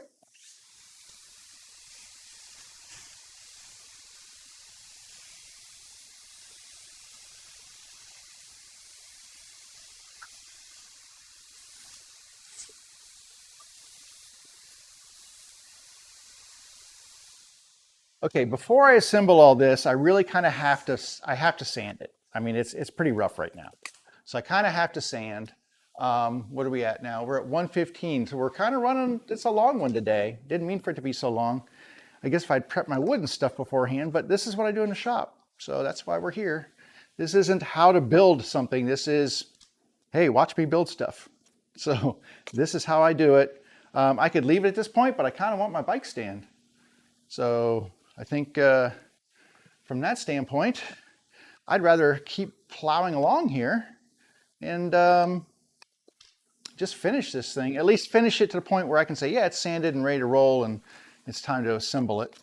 What I do want, because this is pretty rough wood, is I'm looking for, I've got this, and I think I have over here somewhere is an 80 grit sanding pad that I would like to use. If I don't have one, I'll have to dig one out. Really? Thought I had one. All right, I'm gonna dig out an 80 grit real quick. I'm gonna just start this with 80, just because some of this wood is, it won't take long to do 80, but some of it is pretty rough. And I think if I hit it with an 80 really quick, that will certainly make my life a little faster, a little easier. So let me grab an 80 here. And I have these are, they call them sand net. They're not paper backed. They're kind of on a net type surface. These are also Diablo. There's a couple of, I think Merco makes some of these too. But they're pretty good. They keep clean, so you can move a lot of stuff through them. They don't clog up, and you can just blow air through them and they unclog really quickly. So these boards especially just need to be sanded. They're just pretty rough. I don't want to sand at the very bottoms where they slot in. I don't want to sand these corners too much because they fit really well. So mostly I'm going to be working with above the area here because I don't want to change the thickness of them, which is a definite possibility. So if I do too much sanding, especially with an 80 grit. Let me get my power here. It's all about the power. All about the power. All right. So turn this on. Let's sand just a little bit.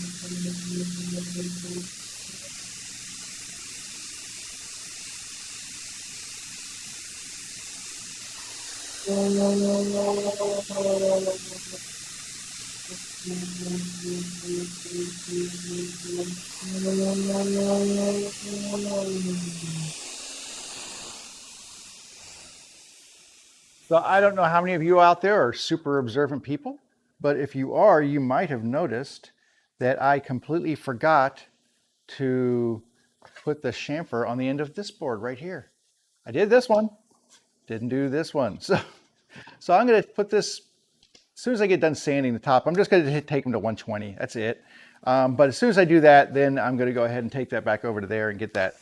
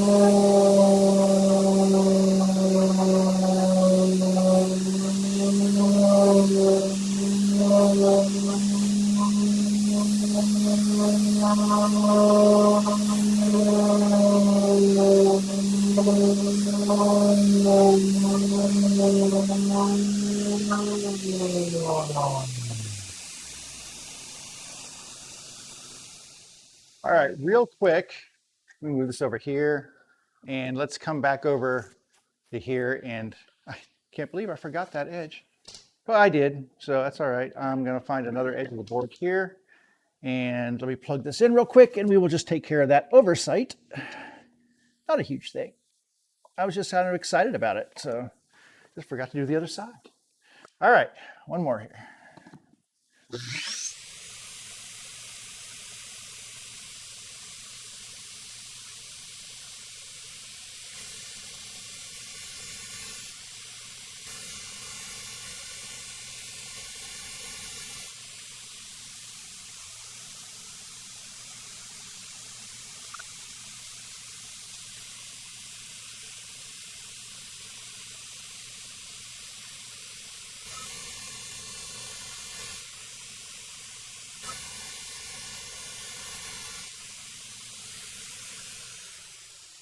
All right, there we go.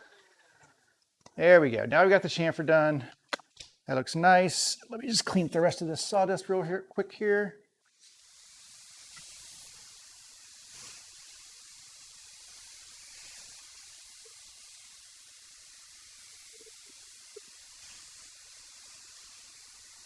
All right. Okie dokie. So really, I mean, we're kind of ready for assembly here on this thing. We got A, B, C, D kind of thing going on here.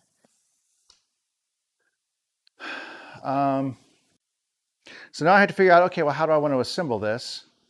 One thing I might do is glue these blocks in. I think I'm going to put some screws in the bottom just to really secure these down. All right, so I'll put those in the bottom. As far as these side clamps go, I think I'm going to glue and then pin these with some brad nails. I think a brad nail in the side of each one would probably be just fine. I think that would work well. I think for a finish on this, I'm not going to go crazy on the finish. I'm just going to use like boiled linseed oil or something like that. That's kind of what I do for a lot of my shop tools. That's the finish I put on my table over here, on my workbench table. And I might just assemble on this table right here. So let me zoom out for you a little bit, just so you're not like super tight there. And you can watch the, oop, that's super tight. So you can watch the assembly here. Yeah, let's go ahead and, That looks pretty good right there, I think. What do you think? Pretty good? Pretty good? Pretty good. Okay. We'll go with that. That works. So I'm going to need some screws and a drill, drill bit to do this stuff with. I have my little box of screws. Just going to use standard wood screws. Get 4 of these things out here. That's perfect. Okay. Not going to go crazy with it. We just want to get these things in the right spot. Let me grab my drill over here. And tell you what, I'm going to go ahead and just use the drill as a driver. I don't normally, but I don't need, this is pine, so it's not like I need to drive these home really crazy or anything. And then I need my bit for doing that stuff, which is, where are they? I need new ones. I definitely need new ones. I don't know if I have any right now. I used to have some bits that would make the 45 on here, and I'm not sure what I have done with them now. They were pretty much all breaking. Excuse me, and I needed to replace them. But let me check the drawer here really quickly just to make sure that there's not 1 or 2 of them. I think there's 1 or 2 of them in here. There we go. Yeah. Now I will need a drill bit. No, I'll be fine. All right. So here we go. I need to get more of these. They just basically make the countersink with the screw hole. Hopefully these are really thick. Probably need to set the thickness of this down a little bit. I don't need it to drive in that deep, so I'm going to change. It has a set screw. You can change the depth of the screw or of the bit in here, plus clean it out. I don't need it to be that deep. They need to be about this deep. So I'm just going to set the depth of the screw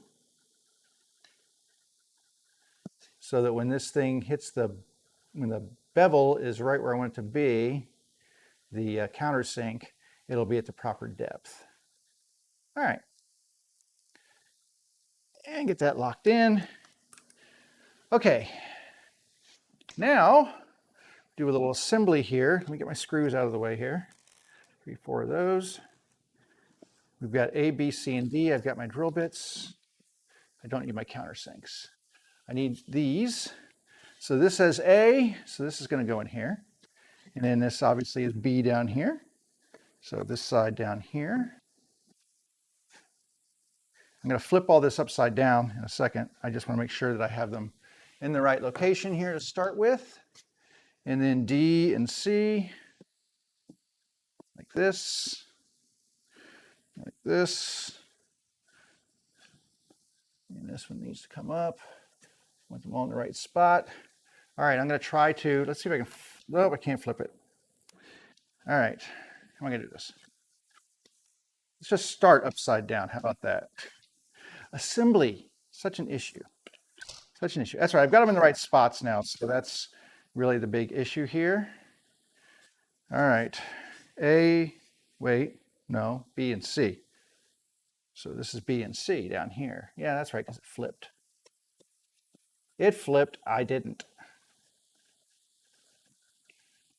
So C, need to get that seated in here, and that was going to be tight. So let me get my little mallet here to make sure it all lines up.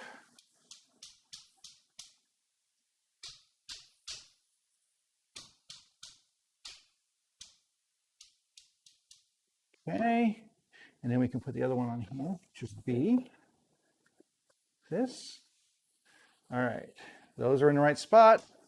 And then A and D will match up on their perspective sides here, like this. Like I said, I want to make sure these are set down. So when I drill these holes, and I'm going to mark these holes in the right spot here. because I want to make sure I'm drilling through the middle of these. I'm just eyeballing it. I mean, you know, doesn't have to be perfect, but I do want it close to the middle. And, you know, you want to pre-drill these things so that you don't split the wood. That's the big thing. You don't want to split the wood. All right. Looking good. I haven't looked at my computer in a long time, but it looks like everything's going well. So, yeah. Want to become famous? Buy followers and viewers on bigfollows.com. I'll pass, but thanks for the spammy comment on YouTube. That's awesome. I really appreciate that. All right. Let's get the drill going here. The big thing, let's just make sure we're going, you know what, let's be even here, shall we? Let's just mark a depth that we want these things to go. If this is, how wide is this? This is 2.5 inches, so let's go 3/4 of an inch in from each side. Let's just kind of try to be a little, you know, try to be a little bit more symmetrical here. 3/4 and 3/4. Let's just mark them all while we're here. That's 3/4. You know, it just looks neater, I think. You know, if you have all your screw holes kind of aligned at the same depth and distance and all the other stuff, it just looks nicer. So let's try to do that, shall we? All right, now I know where my holes are going. Let's drill some, shall we? It's got a really nice brad point in the middle of it, so I'm not going to lose that. There we go. Clear the dust off.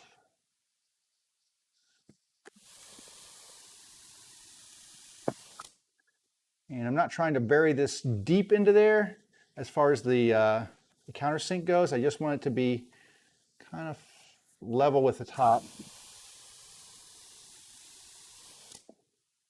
Sometimes it's pine, so sometimes it just sinks in. That looks pretty good. Okay. I do want them to be below the surface, though. That's kind of the point of them, is to be below the surface.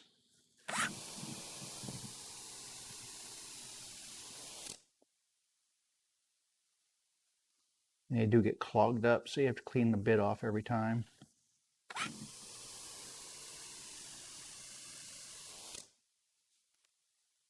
And make sure to get these last couple in here. Then we can drive the screws in. One more.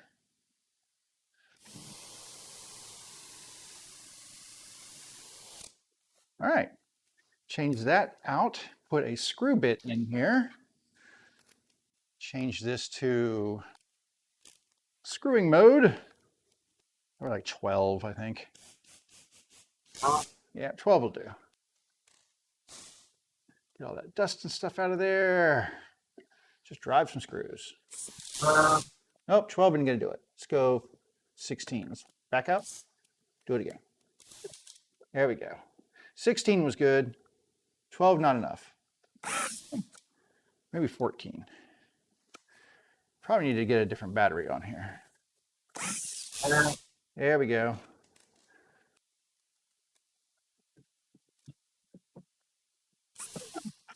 And me and my brilliance, I pulled out 4 screws because I was thinking I would put 1 in each one. Then I changed my mind halfway through and decided it needed 2. So I'm a little short on screws. So back to the screw bin we go. 1, 2, 3, 4. All right. And let's try the other side now that we've got screws for it.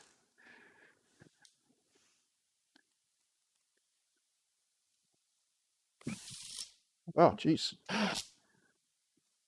Probably need a different drill or screw head. Seems like it fits, but there we go.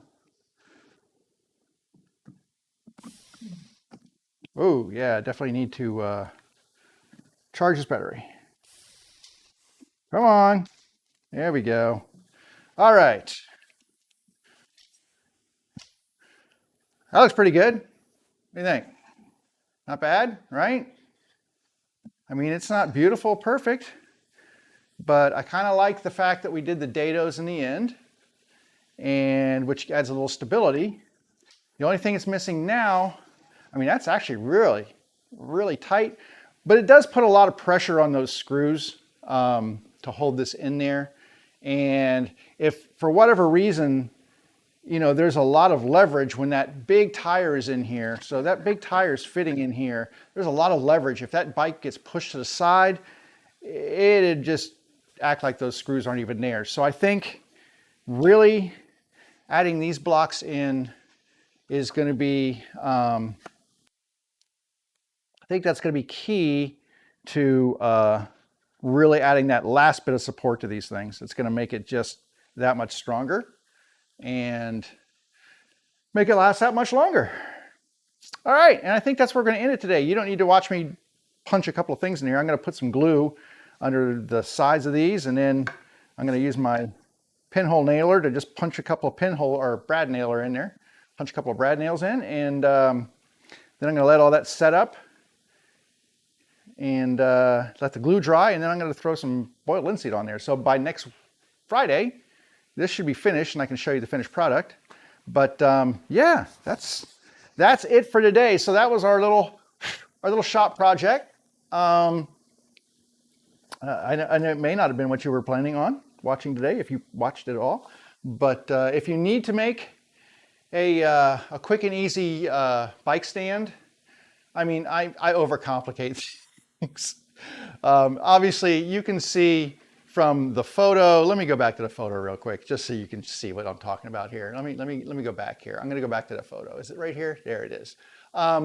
You can see that this is really, I mean, come on. It's not that complicated, right? It's 2x4s and some 45-degree supports on each side. That's really all you need. You don't need to go through all the nonsense that I went to. But hey, you know, I've got the tools and I've got the time, and why not just make it look a little bit nicer? That was really a little overkill, especially the dados. I think I did a little overkill on that. But on the other hand, I think it holds the stability. It makes it easy for me to set it up. And I don't know, I think it just adds a little bit of something to it. And anytime you can put a dado in something, it just looks cooler. And so who knows? Anyway, what's today? Is today Wednesday? Good Lord. It's Wednesday, it's raining, it's past lunchtime. Yeah, it's all those things. So I'm gonna scoot out of here. I'm gonna grab some lunch, and then I'll come back and probably finish this thing up this afternoon, just gluing and popping some brads in. So thanks for joining me. Next week, I'm gonna pull the camera, not next week, but next Friday, I'm gonna pull that camera stuff out and lay it all on the table here. I'm gonna clear everything off, lay it all on the table, see what's there. Hopefully I'm not missing anything. Like I said, I haven't pulled that thing actually out of the box in 25 years. So I want to see what's in there, what I'm missing, what I'm not missing, hopefully not missing anything. And then, you know what, maybe start putting some stuff together and figuring out how I can finish it. Maybe we can finish that project. That would be really cool. It's raining, so I'm not going to spray lacquer on a rainy day because that's a whole nother story, but you got to watch your moisture content when you're spraying lacquer. Okay, have a great rest of your day. Wear your masks, be safe, take care of each other, and then, you know, hit that like button, follow button, subscribe button, whatever it is you're watching on, hit one of those buttons for me, would you? And you can hit the dislike, but I wish you wouldn't.